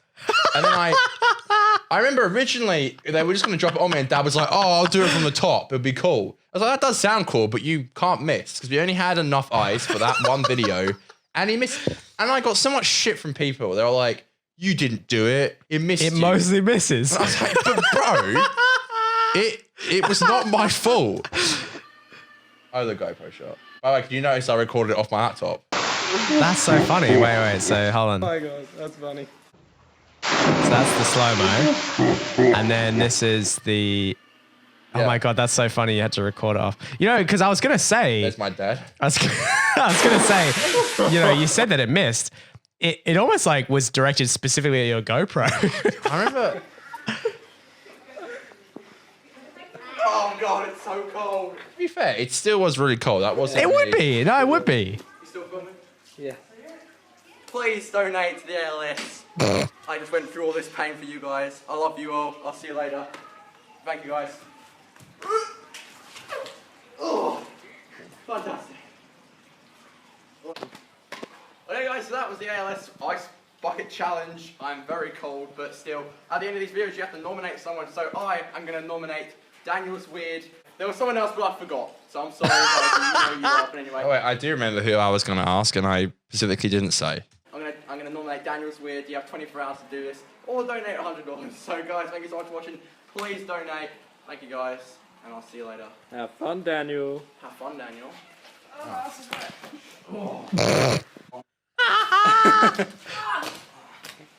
A sliding challenge. I miss just filming fun videos like this. You know, it was fun, that kind of shit, you know. It was fun and But yeah, goofy. just talking about it, I guess. I can't remember who nominated me, to be honest with you. It must have been... I know who nominated me! Who was it? Mr. Purple! Who the fuck is that? Tom's fucking friend. Oh! That guy, remember him? Yeah, I remember that shit. He nominated me. That's so funny. I mustn't have said in the video, but I do remember, if you're trying to find yours, I do remember specifically, Dan Oh. barely what did I do? mentions me in his... Oh, no. saying, I'm like, sorry. Classic, to be fair. Oh, my God. Some of these are fucking... Oh, I do have the meaning of Christmas, but yeah, there's no point in showing it. But, yeah, I mean, nothing really to say about it. apart My from- dad, like, fucking dunked me, bro. I know, that's the thing. My fucking dad clearly didn't get the memo. He wanted to go extreme, and I expect that. Hello. So Do I- ALS is a really bad motor neuron disease. Oh, my God. I was trying to be so serious. Do you know? Did you know what ALS is before you googled it 5 minutes before? I was literally trying to be so, like, oh, I'm so serious about it. And it's just it's terrible that that it exists. And God, I'm such a twat. if you know anyone who has it, or if you do have it, then my heart goes out to you. And I definitely think that Oh, fucking hell. nothing Oh but my- best wishes. What the hell? And You talked for whatever 2 minutes. and Declan Waters. Those are the That's two who I- Who do you nominate? start before I put the ice on my head and make my life suck for a second, so I can, you know, feel how the ALS patients feel. Oh, fucking hell. I'm trying I'd to be like so woke. nominate, Aiden Green and Declan Waters. Those are the two people I'm nominating. It'll be very fun to see. Bro, you I two spoke so weird put the ice on and your head. stood No, so seriously weird. though, I've grown so but much as a performer. You hopefully, know what I mean? what I'm Don't you gonna feel do like is that? donate Like, $20. There's the $20. Yeah. No, of course. I mean, And we hopefully I just can do do, something in but some as a presenter, yeah. Spread awareness to ALS. That was fake, and by the help way, me ALS holding by that 20. doing I something. never did Ice anything with that 20 bucks. Jesus. I should have. I wanted Thank you very to, much. but I I'm just, gonna go I pour either never ice got on my round to it, I head. didn't figure out how to do it. My bucket that I'm gonna Bro, I was so skinny. Fuck me. If I could look like that now, I would give my, you know what's crazy looking back on a video like that? I felt fat as fuck back in those days. I was so insecure about how I looked. wait to the future kid. Yeah, I know. I was so insecure about how I looked in this video. I thought I was like fucking big and all this shit. Now I'm like, God, if I could be that skinny, I would give anything. All right, the bucket's just filling up now, and here's my ice. So That's classic, like old school YouTube, isn't it? I know. I miss old school YouTube. Me too. Oh my God, I'm so fucking skinny. ALS, woohoo! Oh, My dad. You got... Okay, you good. That's a proper dunk. Where was my dad at? Okay. I felt a bit like that too at the beginning. If you notice, like at the very beginning, he sort of starts to miss me. Okay, Lee. Oh my God. Wow. Oh my God. Kaylee is so young. Jesus. Wow. Freezing. How ripped you were. I fucking was, man. Holy shit. Wow. Oh my God. It is pretty cold. It's more cold than I thought. How do I look so good? How? Like, I mean it. Ice How? Bucket. ALS. Woohoo. Wonderful. Hi, Kaylee. I actually Declan and Aiden, really mean it. you better do this. How the fuck did I look so You know skinny? one of my and favorite good? videos you've made, and it's not on the list, but it's that video you made on Christmas Eve. I love you. Yeah. That was a really good one. All right. Literally like this era. It's called like Christmas Eve or something. It was a really good one you made. I'll see if I can find it. It's like you made it on Christmas. There you go, Christmas Spirit. Yeah. Christmas Spirit. Well, you don't have to watch it. I'm just saying. I'm sorry. like, Yeah, we won't watch it. We won't. well, I'm watch just saying, like, you were filming it on Christmas Eve, and it's always been one of my favorite videos of yours. I don't know why. it. Why? 5th of December, 2014. Woo. Merry Christmas. Woohoo. Yay. So at the moment, when I'm filming this, Wow. it's 3 hours till Christmas. That's why I liked it, I Christmas is think. coming. Woo, yay. Christmas. Merry Christmas. Whoop-de-doo. But here's the problem. I don't really feel in the Christmas spirit. I mean, wearing this hat, I guess, is making me appreciate Christmas. Oh my This God, year, this I is felt I so feel old school a lot YouTube. less This is Christmas this is than old school last or any YouTube. previous year. I think The it might be KFC on the wall. Yeah, I remember that. You still have all these? Cobber, fucking. I some of them I do, but that is amazing. Special short film thing. Wow, man, don't make me nostalgic. We got to move on. Is I part of know. why I'm putting away. But shit, Something tells me we're not going to Winchester because we've I got to could get be on a too train in nostalgic. an hour and 20 minutes. Wow, man, fuck. Anyway, sorry. Is it yours or mine now? It's I had a bonus now. This is my bonus for you. Literally saying 2 minutes. Your first video, you mentioned it before. I'm wet. There's something. Oh, yeah, better I mentioned than- it before, yeah, something so- better than a prepubescent child. That was kinda like the making a video first, called I'm wet. Do you think weird people went on that video? Oh God, I hope not. I reckon they will. I'm gonna find that video because it's only 8 seconds long. I'm wet. Because the water's going through your mouth, you go vet. I I'm vet. hold on. Daniel is weird. And then let's find the very first video that I've ever made. I'm a member of the brain I'm trust. wet. Mine still says that too. We are it's a 2-man brain trust at this Jesus point. Christ. Maybe we should say member of For a Laugh. It should be now. Dude, look, I had a whole wall of videos that were like the same fucking thumbnail. Look at this shit. Kind of worked. Fucking, I mean, it's cool, but like, shit, that's what 6 years ago, man. This is fucking crazy. What the fuck? All right, first video, I'm wet. 415 views. See, I was kind of chubby when I was a boy. If you watch the video. Oh, whoops. Don't know why this one's fucking. I swear taking these a long old time. videos take forever to load. Do Oh, you realize really? that? I don't Yeah. know. Maybe. Yeah, I It's all guess the so. old ones. Oh, there we go. I don't know why I did this. I just fucking.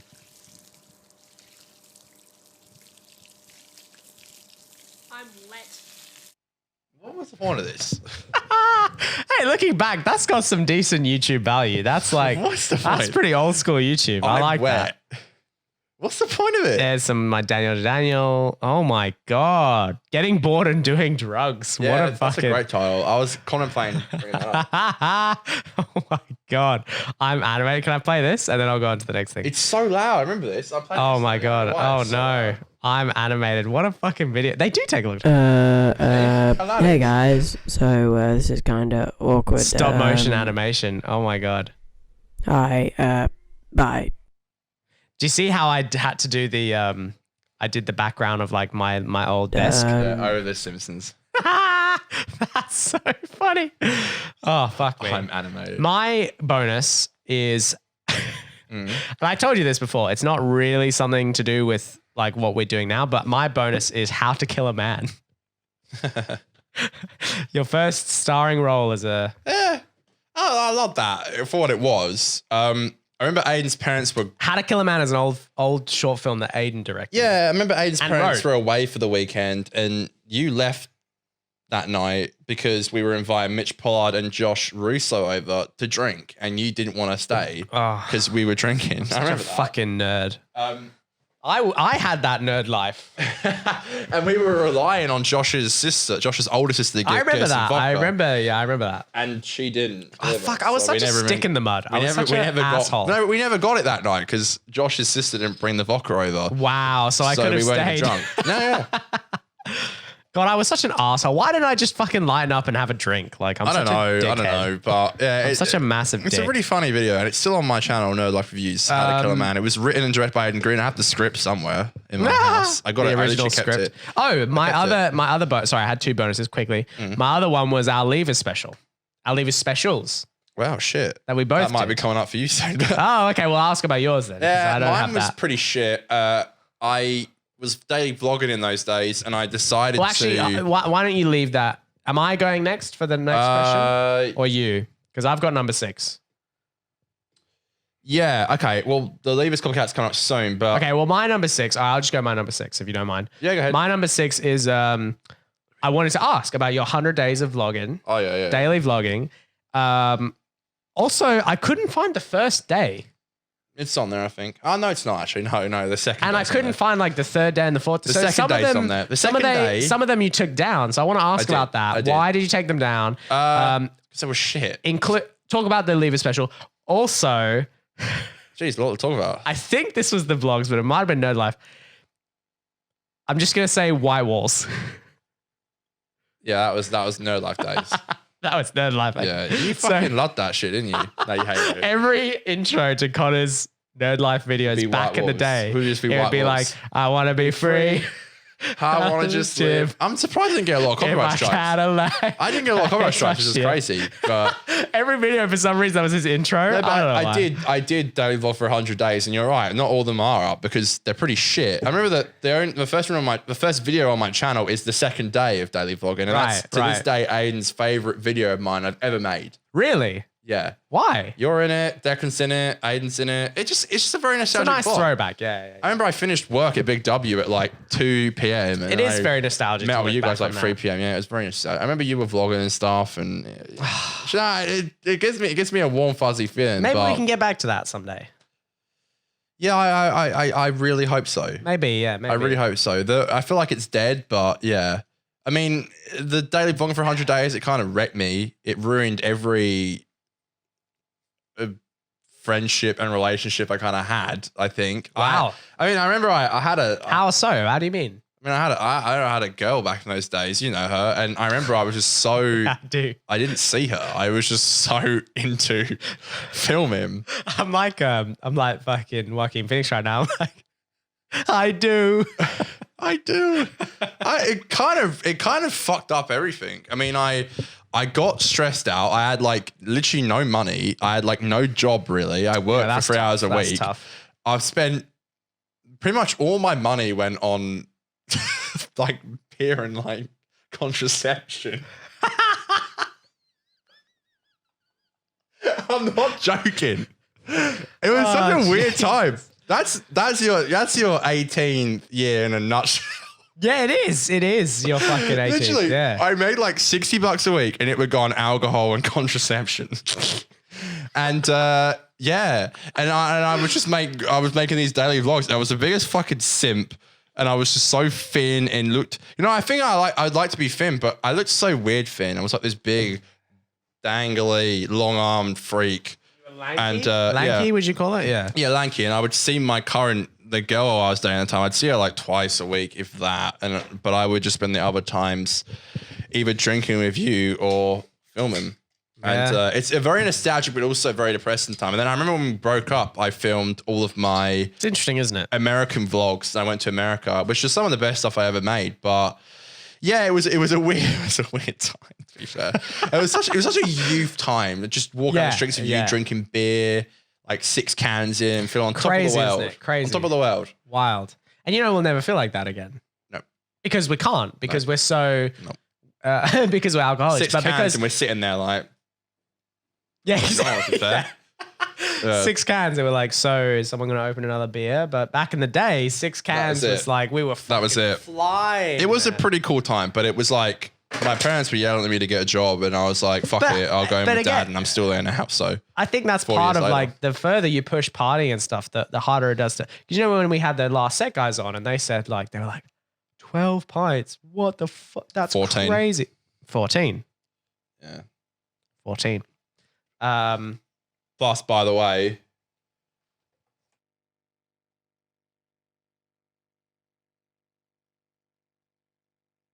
There you go. That's what I'll say. That's true. I didn't say anything, but yeah. Connor said nothing. And that's the thing is that like it's wild to think how much we've changed. I know, it was such a not in glorious a bad time, way, though. but like it's just I think that's what the nostalgia is that it literally is will never happen again. No. It will never be like that again. We will never have that feeling again. And I think that's bittersweet. That's it really bittersweet. is a trip down memory lane. To be honest with you, but Do you have a number 6 for me? Yeah, I've got Louis Copycat. Oh, also, by the way, as part of my number 6, I wanted to give a shout out to what I'm biased, but I think it's one of your best. But I know you love it too, is the Partying Hard at Dan's 18th. Oh, that's a classic. That's a great video. Yeah, that's a fucking really awesome good one. video. Was that part of the 100 days? No, that was when I think my vlog started to improve. I stopped doing daily vlogging and I started vlogging when I wanted to. And I feel like I really put in a lot of effort to those. And I remember the girl who I broke up with, it was the first time I saw her. That's right. It was at your party. And it'd been like 5 months since I've seen her. And it was pretty fine. But I was like so nervous. It was like the way I'm going to deal with this is by vlogging.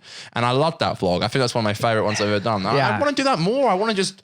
that passion to just bring the camera along and everyone loved it. And yeah, people do. And you like making it and you like looking back on it. Everything about it is nice. I felt so confident in that vlog, but inside I felt terrible. I was like anxious as fuck. That was the height of my, thinking back of those days when I was starting to get into drinking. But it was like the camera as a coping mechanism. Yeah, well. I know. I missed that. I wish I could pick up the camera. If anything now, the camera is not my coping mechanism with vlogs. It's the complete opposite. It makes me feel like, no, these ones are fine. No, I'm saying this is the coping mechanism. Oh, I thought you were pointing for the camera. You mean the booze. No, I'm saying our beer. No, looking at my camera at home makes me depressed. And I don't want it to be that way, but it does. Like, it's such fond memories that aren't there anymore. Yeah. Mostly due to what we're talking about now, all those great times. Yeah. Yeah. But I can't get away with vlogging like I used to. I can't just bring a camera to a party anymore. I don't think. One of my favorite ones I did as well was the Halloween party I did. Yeah, I liked my one from that as well. That was a great night. Yeah, I might even do it now that I DJ. I'm on the decks for like 2 hours, so I barely get to enjoy a party. Well, I do enjoy it, but in a different sense. So like, you know, but I will probably try and do one at your new one coming up. It is hard. All right, I've got with your Louis Copycat. Okay, so this one, give me a timer because I need a little I don't know what he's talking about here. I'm going to go to the toilet. So I told Conor... By the way, I don't think we're going to make the Winchester. That's fine. Okay. I told Conor to ask me about what was a Louis C.K. TV show called Louis that he did, Copycat project. Basically... when I think I must have been in year 12, maybe 15, 16, I wrote this script of like, because I had the Daniel stuff. I wanted to do shows. I wanted to do like film making kind of stuff. And I wrote this script about something that I wanted the series to be called Dan, right? So literally a Louis copycat. And I wanted I wanted the intro song to be, oh, Danny boy, we love you so, which is an old Irish like song. And anyway, so this show was called Dan, and I wrote an episode, like a pilot episode, and I got Aiden to help me film it. And I have footage somewhere. I don't know where, but I have footage somewhere that I shot. Meg played your girlfriend? Meg played my girlfriend. That's it. And Nicole was over. Nicole came over. I don't know if she I don't think Nicole was in it, but she came over. Yeah. Or maybe... what was the one where you and Nicole and Declan were over? That might have been for it as well. I remember that day specifically because it was that day the Tobuscus thing came out. Yes, I think that was also for it. I think that was also it was the day that this whole Tobuscus thing came out. So I filmed a lot and I don't even know if I edited any of it. Like it was really weird. I remember you did a scene where you, can I say this? You were pretending to have sex with Meg. And the shot was her legs were like here and yours was on top. And then yours were just going. Oh my God, I remember this. And then you pretended to come and you're like, oh. So weird. I feel so bad. I'm sorry, Meg. I'm not. That's not me trying to meet you down. Meg completely consented the whole film. She did, but I feel bad that that she had to be involved with that. You were No, not that she had to fucking be, her pretty but that much. she had to be You involved were with. dry humping her pretty much. Yeah, that was me very much trying and failing at learning what is good filmmaking and what is not good filmmaking, and that was not good filmmaking. And I'm sorry, Meg, if you ever see this.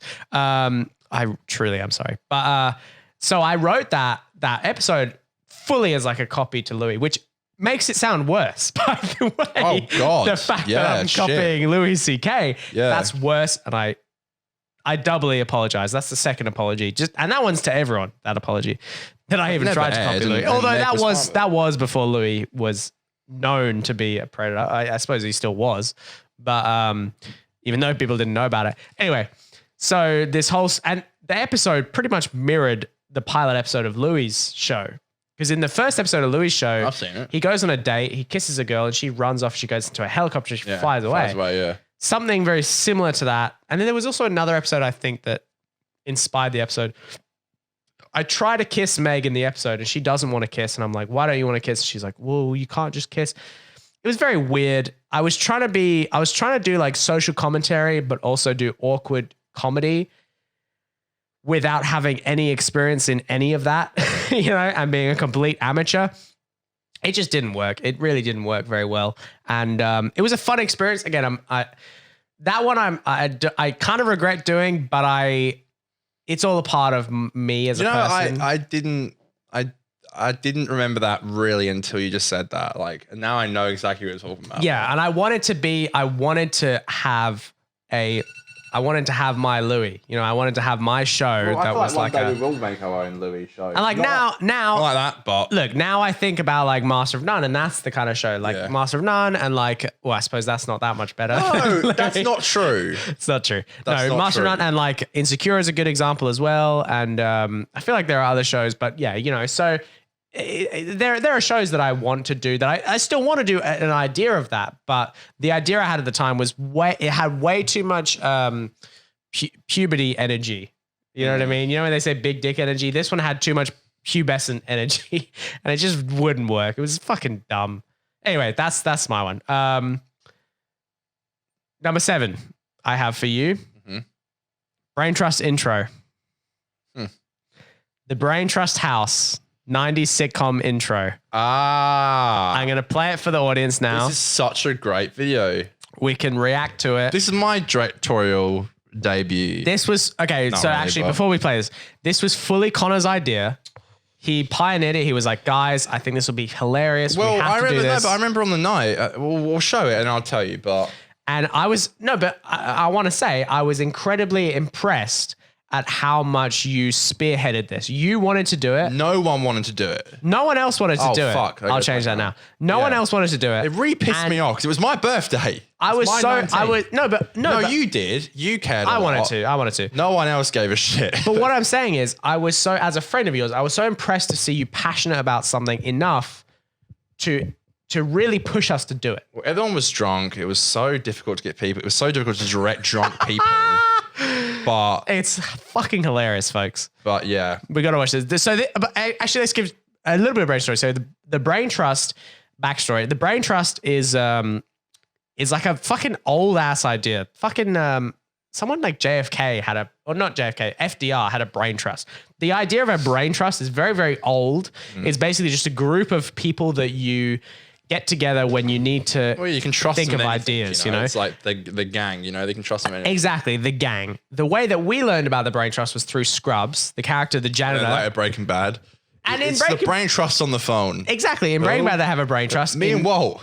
Exactly. In Scrubs, they had a brain trust. And Scrubs was when we first learned about the idea of it, the meme of a brain trust, because the janitor had a brain trust. And basically, that made us say that we were in the brain trust. That's why our channels both say member of the brain trust. Right now, it's a 2-man brain trust because it's kind of whittled down to us too. Yeah, so it's the joke that we make. It was you, me, Mitch Pollard, who gets brought up heaps now, Declan, Aiden, and Chris. That's right. It was a bigger brain trust, but now it's just there's less brains in the brain trust, but that's okay. That's all right. Aiden's still about, But a bit. But what birthday was this? Was this your 18th? my 19th. Connor's 19th It's birthday. my 19th. I got. We stayed at an apartment in the city. I, which is weird because it's my 19th, but I rented a whole apartment for us all. Yeah, but that's nice for you to do. And we went out to the casino, and I remember I said, I want to film this, and everyone was so bad about it. No one wanted to do it. I pretty much had to force everyone to do it. I'm really glad we did do it. It came out excellent. It came out so good. Have you seen it recently? No, I haven't. That's why really I want to watch it now. Funny, but do you want It me is to do a hilarious. director's commentary? Because I can. There's a few. Yeah, things do I a want to bit, talk do a about, bit. But yeah, do. Is there copyrighted music in this? Or No, can we it's, just it's, okay? it's no. I made sure it wasn't. All right, cool. This is per city. So this right? is per city. Yeah. I will say quickly, these are the only shots in the trailer which weren't filmed on the night. This is when I was coming back home from a job in the city, and I brought my camera with No me way. to get these shots. That's hilarious. Yeah. I didn't even know that. Yeah, I was driving through, and I was like, I'll get these. Wow, shots. this is director's commentary. I love the starring Declan Waters. I'll move out. I'll put This out is the Aiden's thing. idea to put the beer in the thing. I love that so much. Wait, where was the beer in the fucking in the that's washing so machine. good. Mitch was like, I'll come in with my. So this is the skateboard. brain trust back in the day. Me, Yeah. Declan, Mitch, I'm filming it. Aiden, Chris, and you behind the camera. Yeah, that was the brain trust. Shit. Something like that. Mitch Pollard, I love that. Chris. I love that. fucking- And also, by the way, you spelled his name wrong. Yeah, I spelled his name wrong. I was told. Also, this is me reading. Sorry, I know I went back too far, but this is me reading fucking the newspaper, and then I'm with Daniel. I love how you did it. What, did you do this on purpose? With and then and yeah. Is that because that's like the most endearing character? Because if you think about it, the with and at, we ended up staying the longest. Yes, did she write it? I like my hair now. It was on It's a lot purpose. shorter. What is that? Jesus, someone's having a bad is car that? day. What the fuck is that? Someone's just beeping. Jesus Oh Christ. god. You do look good there. My sister in the background, bless her. Oh yeah. This is me telling you get off your phone because you were fucking. I Not was on my filming phone. well.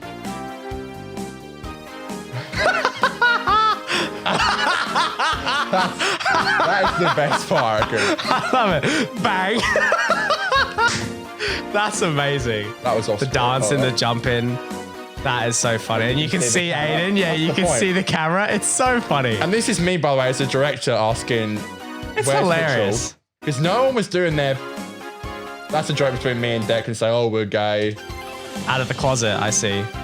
Where's Dan? See, no one knew anyone was. I like this one. This is one of Deck's best moments. That was hilarious. That was not even scripted. Like, That's the hangover. That's us emulating the hangover. Yeah. That's we were like, we're gonna be like this tomorrow. that's not even. These aren't even scripted. Aiden, that's my fingers, and Aiden, that really hurt. Oh, I remember that. You were like, fuck. This is the Rick and Morty scene. You know when they come in and it was like, I think Morty's in bed. There's a fake Morty, and then they go in the room and they quickly back out. Oh, okay, all right. The trailer sequence. That's what we were recreating there. Dude, these transitions are hilarious. These aren't even. I try to go for like an 80s vibe, but yeah. well, 90s, These but aren't yeah. even 90s, 80s, yeah. These aren't even real shots. They were just like, I had to use footage because I didn't have any. You were Snapchat, you can Deck slap. slapping my ass. That's amazing. That's, bro, this is my This favorite. was so funny, me missing the elevator. I was saying to you, just do a shot where you missed the elevator. It's so funny. This is, I'm like, oh! This is Rick and Morty as well. Us We're running. running and like, I remember I opened a fire hose and I was like, what's in here? And we're all, every shot we're like guy. drinking. You know what's perfect is It's that the last thing we ever did together. what's so perfect is that it's not perfect.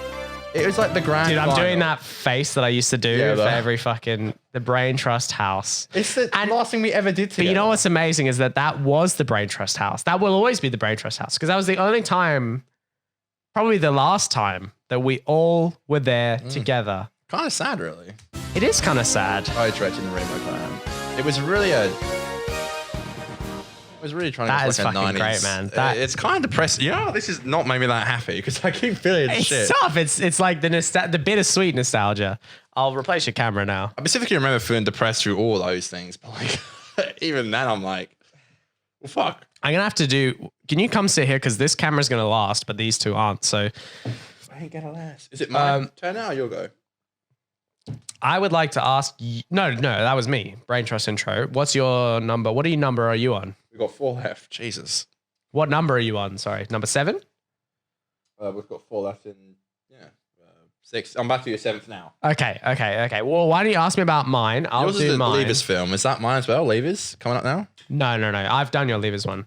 Okay. My Levers film. Okay, so I'll get into this. So in 2016, we graduated high school, and then in Australia, I don't know if they do this in other years, but we had levers. I mean, I'm sure they do it in other countries, but I just don't know if they do it in the same way that we do it. So we had levers, which is like, when is it? Like October, November? Yeah, it's late November. Yeah. Yeah. So we did that, and it was fucking.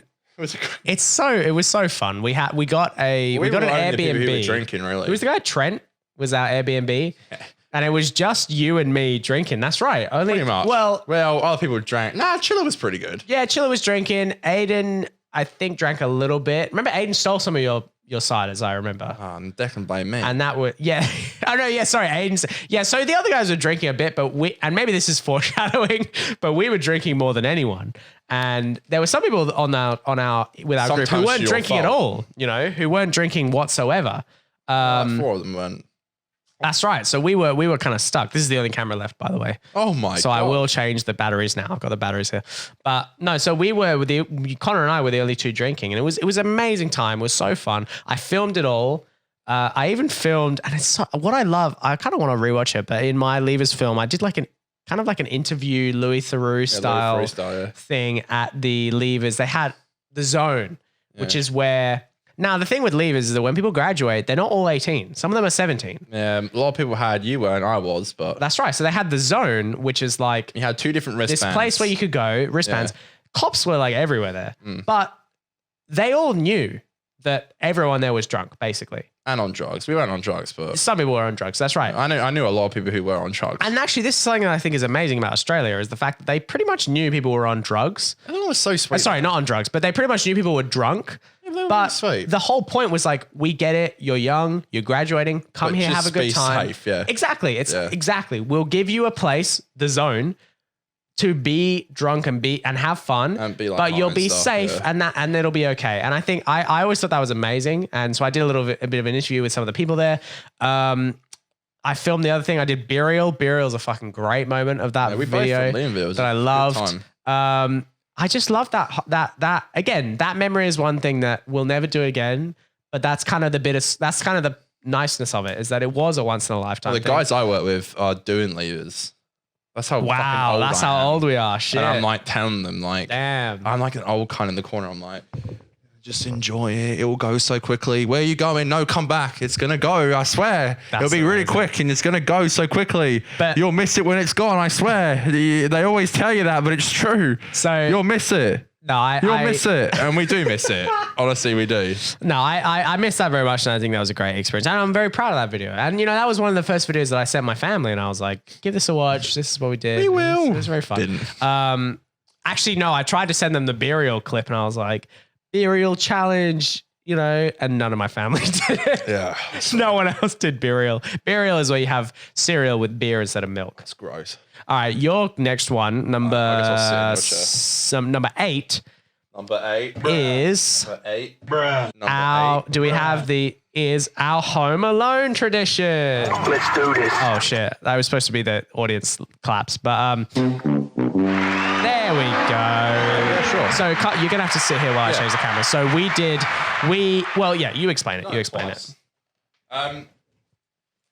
That is one of my, again, most nostalgic videos. It feels weird sitting here, but yeah, one of my most nostalgic videos is that Home Alone video. We pretty much we do it every year. We have to do it this year. I know you're going away this year, so we'll have to do it before you go. Yes. And that's like me and Mitch have 12 pints at Christmas. With you, I have the Home Alone. Right. 2 movies we watch, and we do a drinking game. Back before New Year's, by the way. That's good. Specifically for New Year's. That's good. We do this thing where like we just watch the movies and we do drinking games and stuff. But the first one we did was amazing. It's still up on my channel now. I think it's like doing shots to Home Alone 1 and 2. And the first time we did it, last time we didn't do it with shots, but because we just landed in Gold Coast but to be fair, we went through 2 cases of beer that night, not counting the drinks we had on our night out, but we went through 2 cases of beer. How did we do that? I don't know.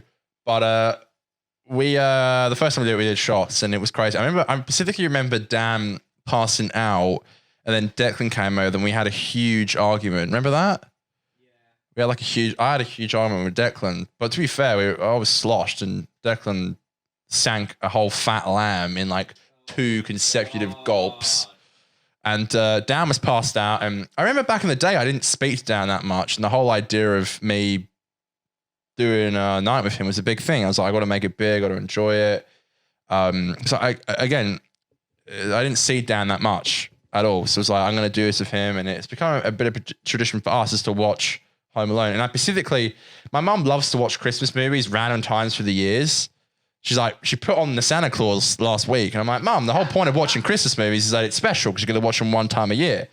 I never put on Home Alone anytime because I know it's for, I know it's our thing. So, well, what day do you leave on Christmas? You leave on the 20 what?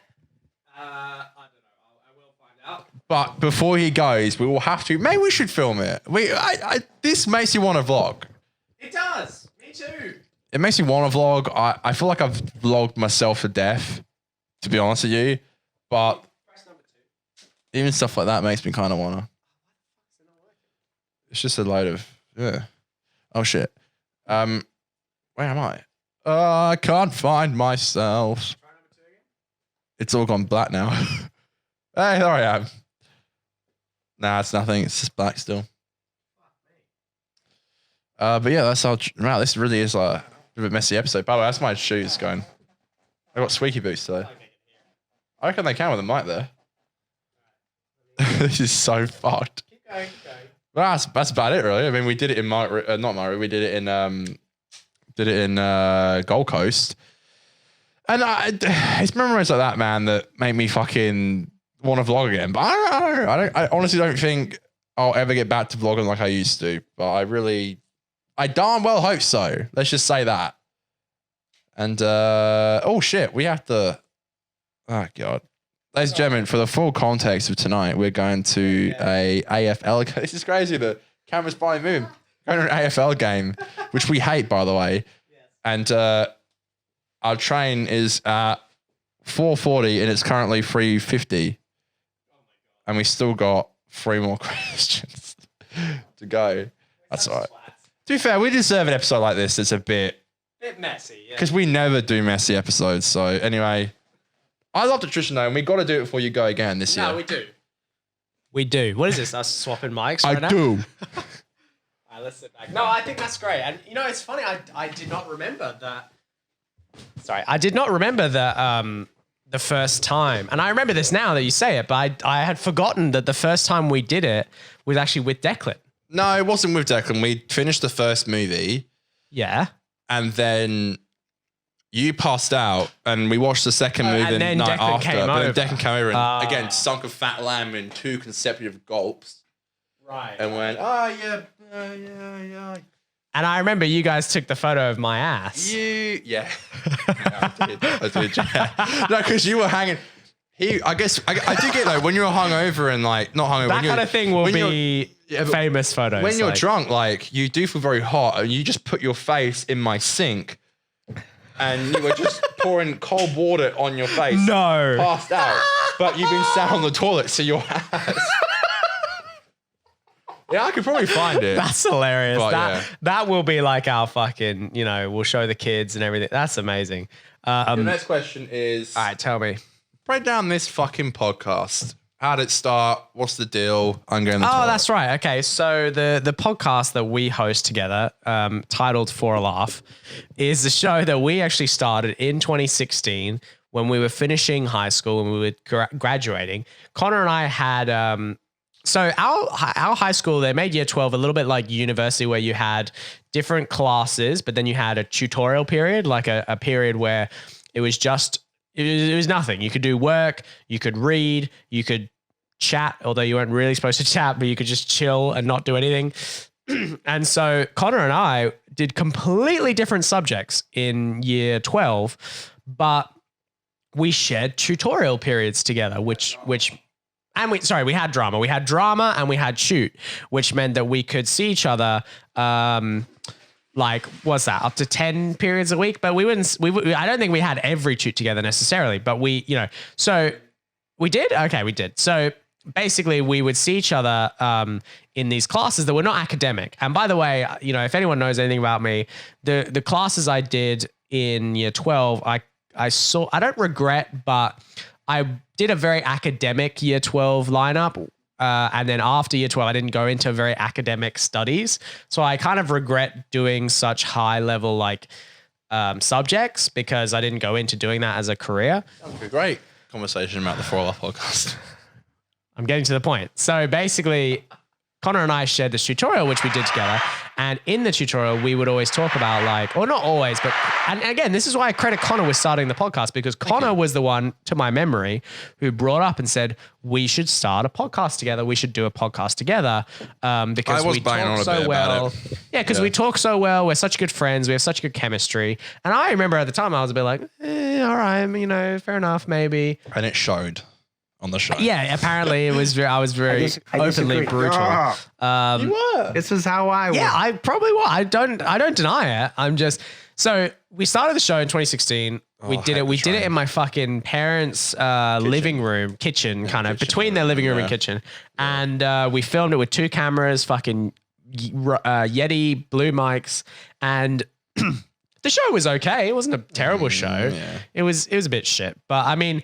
It was very fun. And I remember doing it. And I remember thinking, every time we did it, I remember thinking, we do have something here. I didn't think it was great. Don't get me wrong. Yeah, we're using those blue Yeti. But I with do the stands, remember. which is really cute. And we used to. That's right. I do remember thinking, we have something here that could eventually be something. And I remember thinking there was potential. And even though I didn't love it at first, I grew onto it. Love at first sight. Yes, I really, really came around to it. And I've said this before about this iteration of the show where we probably wouldn't have started this iteration either. So all the way through us doing this podcast, Conor has been the one who has pushed us and forced us to do the show and make sure that we do it. And so I'm very, very thankful for you for doing that. And wow, that was an impressive skull. You're welcome, man. But yeah, no, so that's how we have 4 Life, and that's how 4 Life came to be. So, and we did 7 episodes that aired on your channel, I think. It was originally on my channel. Conor Hammond Extra. Yeah, they originally aired on your channel, and which, by the way, I think I probably shouldn't say this on air, but we should probably take those down because they're quite shit. I don't know. Yeah, I'll tell you off air why I should probably take them down. But yeah. So we had those 7 episodes, and we filmed an 8th episode that for some reason never aired. I don't think there was a reason. I think we just never got around to posting it. Didn't even upload it. Because we sort of fell out of the podcast. But then we were like, no, we still want to do it. And that's when we bought this gear and we started, that's when we started, the new series as we know it, as you guys know it. But yeah, my number 9. Yeah, I'm up to number 9. What are you up to? Oh yeah, true. My number 9. Yep. Talkative. Oh God. Which is a show that you hosted on. Yeah, I stand by on Conor Hammond Extra. Okay. So you did this, and actually, no, I stand by it too, and I want to ask you about it. Talkative is a show you had where you would just, it says with GTA 5 gameplay, so you would just play games and just chat. Why don't you do that now? Well, you have Conor Hammond Extra. You have your second channel. No, I'm so OCD with my channel. I feel like I can't upload videos like that, and I'm just chatting. I probably could, or I probably should. We're too perfectionist at this point. I know, but I love those videos, and the reason why I did those is I love. This episode is hilarious. Oh my God, I forgot about that. Like 6. Sorry, we did. This was our first. Oh my God, our first drunk podcast. Yeah, that was our first one. Sorry, I don't mean to interrupt. We have to go through. I won't play it, but I'll show you clips. It was sauce. This was our first drunk podcast that we did with everyone. So it was Conor, me. I'll fucking show you guys here. I specifically remember no one else was drinking. Conor, Aiden, us two. Yeah, exactly. Me and Conor were the only two. Conor had the glasses on. I had the fucking Bob the Builder hat on. Oh my God, it was hilarious. I had my fucking headphones on. The Bob the Builder. Audio on? And you had the headphones. No, because I just wanted to show it briefly. 59,300,000 and he has 59,100,000. So she's won the vote by like 2. Oh my God, we're talking about the election. Yeah, it was literally, That's so funny. literally the day before Trump had become president. Wow, he had won the election. There's a comment about And us we being a left shit the fucking podcaster. union. Connor, can I just Story say, about it was like this cunt comment about What is how this? we spoke about the Hacksaw story Ridge. is about what Doss did. It doesn't have to show any other points, and he was religious, so it's in there. Not much though. Best film of 2016. It's Okay, about Hacksaw Ridge. that's funny. So we talked, but yeah, no, Connor's right. We were the only one drinking. You can see I have my Tooheys extra dry. Oh my God, what a throwback! Connor has, I think, Summersby. The plot was good, but the writing was Oh my God, that audio sucks ass. Jesus. I was gonna say we should do a podcast around that table one. Where's a link? Oh no, is there no angle of me? I think it's No. absolutely worth seeing. Oh, that sucks that there's no like direct angle of me. Yeah. Because I have these fucking hilarious I glasses really on. set the camera angles up really weirdly. Yeah, that is a weird angle. Oh, that's a shame. You can't properly see my camera. Oh no, there it is. Hold on, there I am. Apparently you can see my fucking funky glasses here. You went tenor. Connor J. Connor J. I'm wearing a Donald. Let's just say I'm wearing a Make America Great Again shirt. I have a hard hat on. You can't affect me. Connor, you talk about what you liked about Hacksaw Ridge. I'm gonna change the cameras and then I'm gonna talk about Dude, we were so sauced. Hacksaw Ridge was beautiful because I think it was directed well. I think Andrew Garfield was fantastic in it. Oh my God. Dude, this is crazy. Anyway, we'll move on from that. But my God. if I didn't have such a fucking issue with my channel and videos, I would like to do the Talkative series again. Because basically what I did was I spoke about stuff that just was very therapeutic because I just would talk about issues that I suffered with and just spoke about it. One of my favorite YouTube series, he doesn't do it anymore, which really upset me, but one of my favorite YouTubers was a guy called Nobody Epic. Yeah. And he did a series called Awkward Situations. And viewers would send in things that they were struggling with and he would talk about it and he would talk about his life. I thought it was the coolest thing and I still do. And I was like, well, what if I did that? So I talk about school balls and nostalgia. And I have another couple ones which never made it to air about Snapchat and stuff. And I would talk about shit that I've gone through and awkward stuff and just girls and stuff. And it was a great series. Look, growing one channel is hard enough. If I try to grow another one with mine. No, of course. That's something that you can get to eventually. I do eventually want to get to a spot where I can just make a video about something. And just be like, you know what? I'll just talk about this. It's the vlog. It's the vlog. And the vlog doesn't have to be one thing. It can be anything. I can be doing this. I can be doing that. And if you don't like it, leave.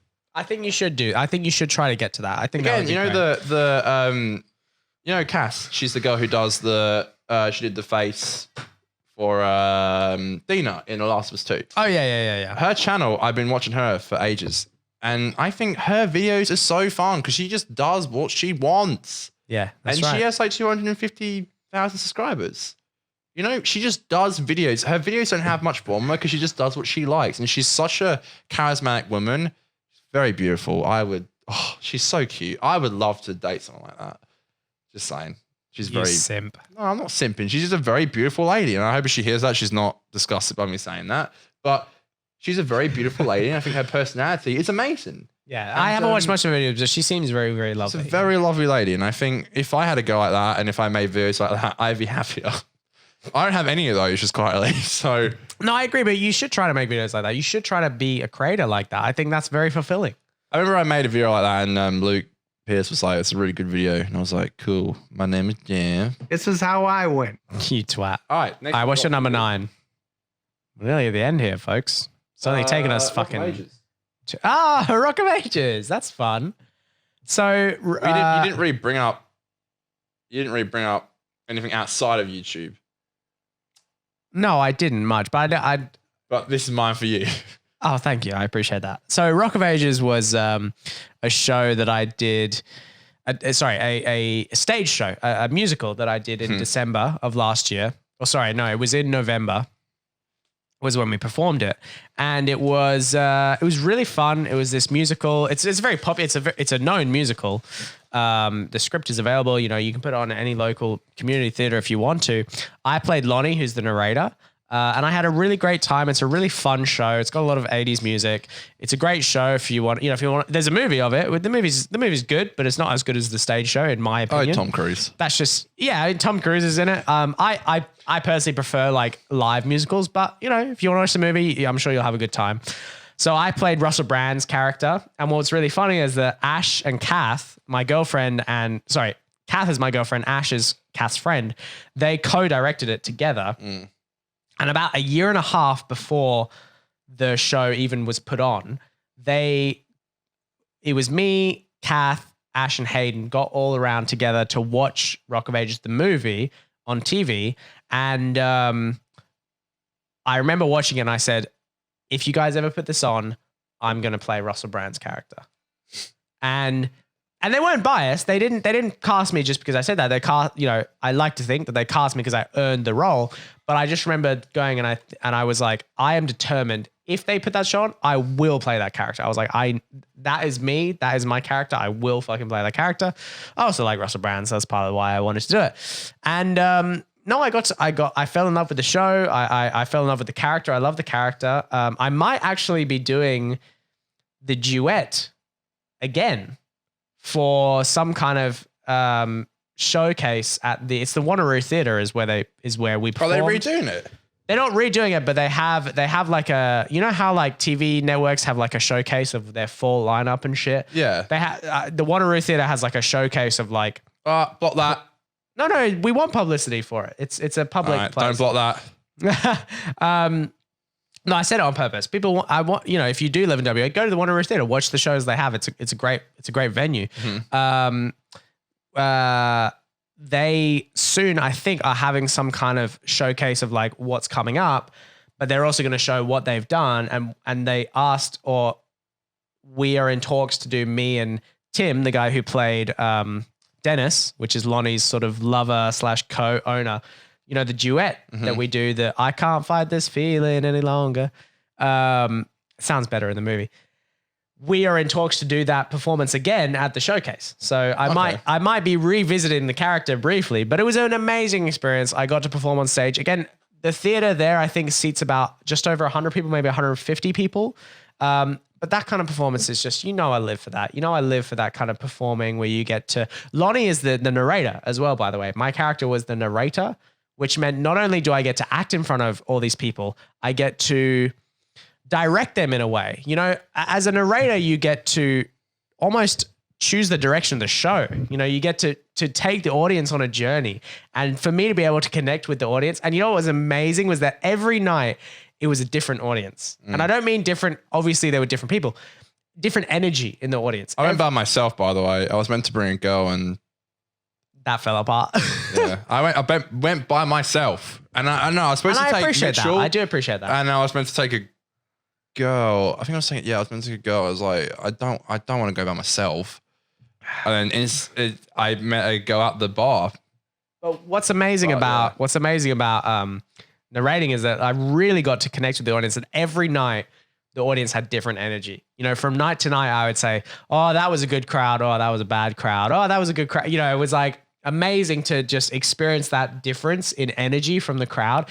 And one of the things, I was really driving that. Like sometimes if the crowd was down, it was kind of on me as the narrator, because I was the only character who interacts with the audience to really like try to gin them up, And then sometimes if they were not a happy audience, it was like, fuck, is that my fault because I wasn't enthusiastic enough to get them, or maybe I was too enthusiastic and I put them off. So it was an amazing experience. It was an amazing experience.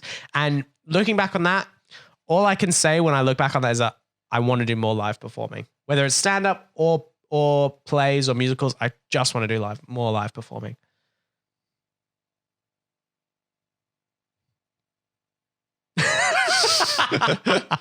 Okay, my number 10 is Getaway. Oh, no. Fucking hell. There's two parts to this. Okay. Getaway, I just want you to briefly touch on, but I also want you to talk on your last video made. Oh, fuck me. Okay. The Creators Complex. Yes. And the reason I wanted to bring them up both together is because Getaway, you even said before we started filming, Getaway, people have brought it up to you. They love it. They love your filmmaking. They love your videos. And Creator Complex paints a bit of a different story where it's like you're not making things as much anymore. Yes. How do you square that when you know that people love what you make? Why aren't you making videos? And I don't mean to ask that too, No. pointedly, but I want you to address that. No, it's a good question. I think to start with, The Getaway was filmed 2 years ago, I think, and it was shot in a place called Two Rocks. We were camping, me, Megan, and Doyle. And originally it was shot as a vlog. I shot a lot of footage as a vlog. And then on maybe the last day, I was like, actually, I don't really want to make vlogs. Even back then, this is 2 years ago, I was over vlogging, like legit. So I was like, okay, I'm gonna make a film out of this. And I made a film called The Getaway. And I remember I wanted to use this song by Mike Snow. Yeah, Mike Snow. And it was called Paddling Out. I was like, I'm going to use this song and I'm going to make a film out of it. And I didn't think much of it, but that film, I've never had a better response to any video I've ever made. And it's so emotional to me because it was like, I never wanted to make that video. I was in such a weird space. I didn't want to vlog. I didn't even want to make the film, but I made it. And I shot it in a town where a girl I really liked previously lived. And I'd seen her and her mum that day when I was doing some B-roll. And I remember just being like, I fucking hate this shit. I hate my life. This is so terrible. I'm lonely and sad. And like, I remember just putting my drone in the air and just flying it and being like, I'm going to do this anyway. And my dad, who never really watches anything I do, loves this video. Loves it. It's his favorite. And he never watches anything I ever do. And he's amazing. Just insanely proud of it. And I remember it was like a day before we left for Mark River, which was not too long ago, like a month ago. We were at work and he was like, I was like, I'm going to be filming a bit of Mark River. Didn't end up doing that, but he was like The Getaway. And I was like, I think I mentioned it in a podcast before. I was like, the fuck? He remembered the name. He remembered the video. And specifically, I remember he made me show people that video. It's the only video he's ever said, show people this video. Like he made people watch it pretty much. And it was such a, I don't know, like. By the way, that feeling is so amazing. I recently messaged my auntie and uncle about their, I think it's like 20th anniversary. They've been married for 20 years. Shit. I messaged them. I said, happy anniversary. I sent them a really nice message. We have a group chat, but I don't always like posting in the family group chat. So I sent them a personal message. I said, and I was honest. I said, I really look up to you guys. I think you guys are an amazing couple. And they are. They're beautiful. They love each other. They have 3 kids. They're an absolutely beautiful couple. And I said, I look up to you guys. If I could ever have a relationship as good as you, I would be extremely happy and very lucky. And when they replied, or my auntie replied, it was the most beautiful reply I've ever received. And it really, especially what I was talking about last episode about my family defining me as a creator. She said, I'm so glad to hear that. And we're so proud of you for all your, doing the support work, which is what I do, but also for being a creative, being a filmmaker, being a podcaster. Ah, well, look at that. And she said that. And I was like, wow, she knows that I do this. None of my family know that I do this. And she knows, and it just meant so much to me. And it does mean a lot when family, especially because, praise from an audience is great. But sometimes an audience is, it's intangible. You don't understand what it means. A family member praising your art, that can mean the world. That can make a break. It was so like not meant to happen. And it was the day I left to go to film that. Well, we went to go to the trip. The guy I was working with for like 3 years, he left that day and that was on my head. And then just the idea of wanting to film and the idea of wanting to vlog, and I made that. And the last video I uploaded 4 months ago, Jesus, it was just before Corona hit pretty much. No, Perth, 6 months ago. Holy fuck. Oh my God. I mean, I was so depressed when I made that. Yeah. It's a great video. It's a great video that you made. I was it's like, a fantastic video. I think I'm in this constant. Sorry, fuck me. I'm breaking up now. Sorry. You don't have to talk about it if you don't want No, it's okay. But like, I'm in this constant fucking battle with myself to make content, and I think when I went down there, I went down to Busselton to film part of it, and like, you know, I think it was so it was so depressing that I made the vlog. I made the vlog very depressing. It's in the same aspect ratio as the Lighthouse, which is very inspired by it. It's in black and white. I remember just going down there, and I never felt so fucking alone in my whole life. I was just so lonely, and I made that vlog. And I remember part of it was me going to go to the Lighthouse of You, which is very light and a good moment in my life. But I think the thing that really hit home with that video is it was the whole idea of me not vlogging and just not making content. And it really, to this day, really messes me up because I really want to do it. But I think when I do it, I start making content like that, which I am proud of. But I'm also like, actually, you can tell what a bad place I'm in. Do you mind bringing up the last 30 seconds of it? Yeah, sure. This is the I mean, it starts with the Lighthouse, and you can go from that. This is what I mean, because oh god, look at me. I'll just let you watch it, but go on. Every single one of you. Boy, it's good to be back. Thank you, everyone.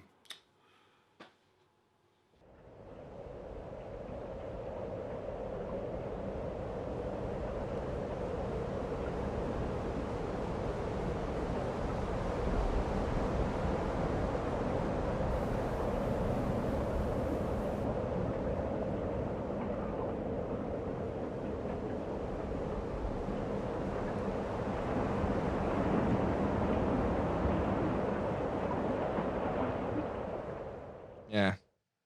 So I think you can tell what kind of mindset I was in when I was making that.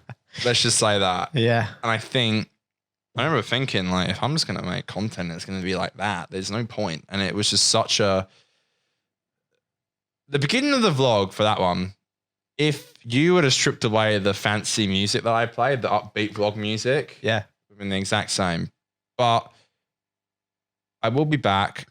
I don't know when that's going to be, but I do want to come back. But I want to make sure when I come back, it's not just words I'm saying. I want to make sure it's actual truth.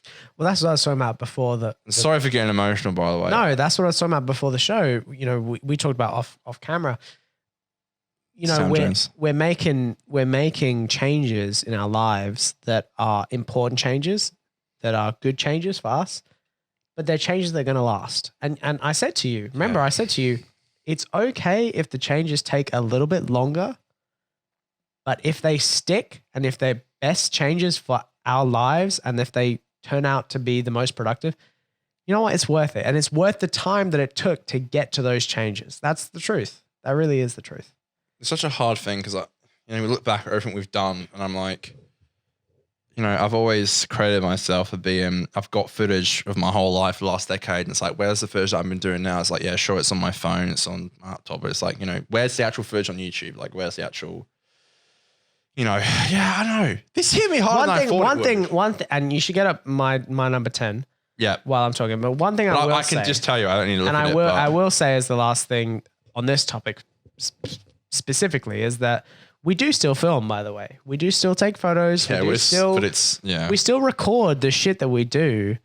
And by the way, I will say this, we still appreciate it. We still appreciate, you know, we look back on it and we have laughs and we make jokes, you know, but I will say there is something about presenting it in a video, presenting it in a film that is very fulfilling that I don't think we're getting right now. And I think we both want to get there. I think we both want to get back to that. And I think that's great. I really love that we have that drive and that we have that long-term goal that I think we both want to get to. Yeah. The final one, and I knew it would be the final, so I want to bring it up. And it was maybe one of my favorite videos you've ever made. I want to talk about Love Not Hate. Wow. Yeah. That's beautiful. Thank you. No worries. I'm gonna go to the toilet. Sorry, a bit anti-dramatic. I'll get up the video while I'm talking. So Love Not Hate is a video that. By the way, our train comes in 20 minutes. Yeah, we'll get there. We'll get there. I don't think we will. I'll get out of here. So Love Not Hate is a video that I made on my channel that is referring to a local. So every morning I go running, by the way, and this was true in the video, and this is still true now. I'm very, very happy to say that I've kept the good tradition of me running in the morning. That's a good thing that I've kept. And basically, I noticed on my run that I make every day that in the the asphalt, there was an inscription of a Nazi swastika, right? And actually, what's really funny is that there's a comment on the video that says something like, "That's not actually." Here we go. Here it is. It says, "That's not actually a Nazi swastika. It's left facing. It's usually used as a symbol of peace among different religions, especially Buddhism." Blah blah blah blah blah. Right. So that's what they're referring. They say there's that when they say not why it was carved into the asphalt. By there's the way. this, and like no. It's right that it is the other way, but the thing is that symbol at the time when Nazis were becoming fucking popular. They basically, what are you doing with your camera? That's cute. Hold on, You got the angle for me? Perfect. There you go. All right, lovely. So basically, the Nazis, when they made the Nazi sign, I want to address this comment. I've been meaning to reply to it. It's fucking 9 months old.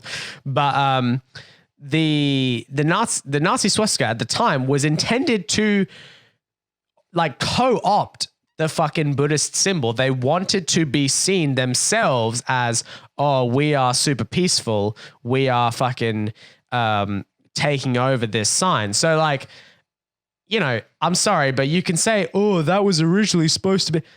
I don't give a fuck. Whoever put that into the asphalt, they don't know that. And they know that whoever saw it on the street wouldn't know that.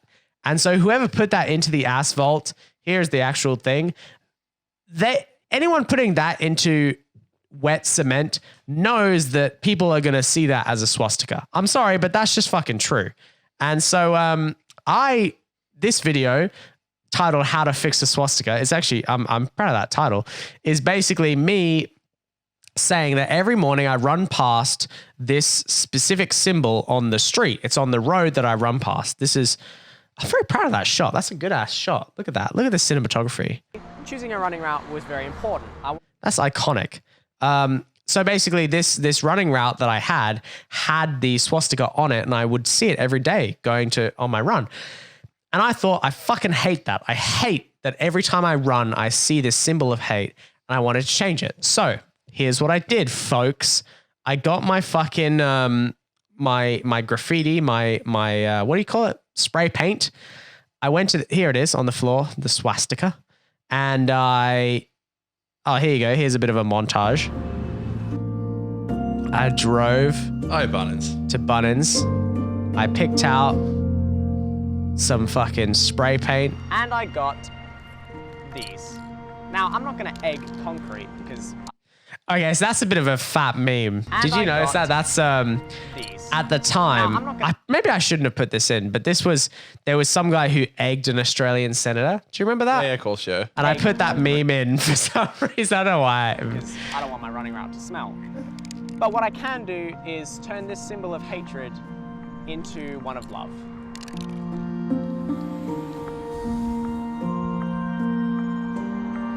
Did you get fined for that? No, I never did. But I remember when I was doing it, when I was spray painting the sidewalk, I kept looking up, being like, "Is someone going to run?" I had the most that was hugely adrenaline impact for me. I was like, my fucking heart was pumping because I kept looking at cars. If you can see, there's a shot here. If you can see in this shot, the pathway is here. That's a fucking main road right there behind me where I'm standing. And so like I was very scared when I was spray painting that people would see it and report me. And maybe they did, but I never got fined or anything. So it was all good in the end. But I'm very proud I did it every day.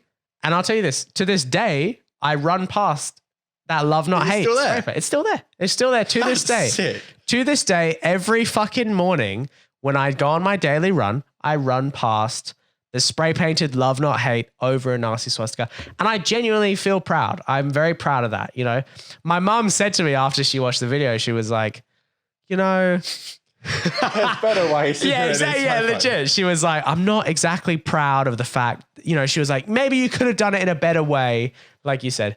And I was like, you know what? But Omar, who, by the way, my grandma, she lived through fucking like apartheid and all this stuff. And she's a bit of a lefty, you know, like drama person. She said, she was like, I'm very proud of you. That's great. So my grandma gave the approval, but my mum was a bit like, maybe there was better ways for you to do it. Fair enough. Which is fair enough. Maybe there was, but maybe I should have contacted the council. But the council's not going to fucking repave the pavement. They're not going to do shit. So I'm very, very proud of the fact that I made it clear that in this community, and it is this community that we live in, that shit does not stand. I'm very, very proud that I made that stand. So that's my 10th one. Yeah, thank you. Thank you for bringing that up. I appreciate that.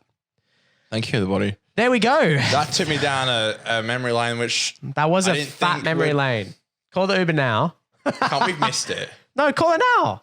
We've missed it. Oh yeah, guys, we have Call it right now. trainer catch. All right, thank you in guys. 15 We love you. We're minutes. so proud of this episode. We'll thank see you you. next week. And yeah, we love you. Also, shout out to Dylan, by the way. He made a comment on our last video saying, What did he say? he said, for a laugh drinking compilation when? And I said, bro, that would be longer than a fucking full episode. If you had drinking compilation. My God, that'd be so long. But maybe that should. I did hit Dylan up. He had him on Snapchat, and maybe that should be a thing. The he compilation. was like, "Is this Conor from For a Laugh?" And I was like, "It is he." Okay, I'll let it on. Apparently, getting there at 32. Did you call the Uber? I did, yeah. Okay. Connor's called the Uber. We're okay. We're on our way. We're going to go see the footy tonight, guys. I don't want to go. I actually hate it. What did you call it today? GayFL. No, don't. That makes me sound shitty. No. When I came to Australia, everyone was like, all my God. mates were like, ooh, GayFL and all this stuff. And I was like, what? I was like, Now it's you're going to just make me a sound sport. homophobic. No, you're I have not. nothing No. against No. homosexuality. Connor's not homophobic, but I'm telling you, kids who are not into AFL, they call it GayFL. That's just a fact No, of but life. no, the reason why I don't want to go, if you really want to go into it, I don't like AFL as a sport. Overpriced beer. It's freezing. I hate the sport. And I used to go with a girl all the time and I hate it. So why would I like it? I don't think we have time for this, but I appreciate your input. Whatever. All right, goodbye, everyone. I told you we don't have time for it. All right, goodbye, guys. Goodbye, everyone. We love you. We'll see you next episode. You better watch this one, people at home. It's 2 hours and 56 We need views. We need minutes. views. Thank you very much. We'll see you next time. Goodbye. Bye.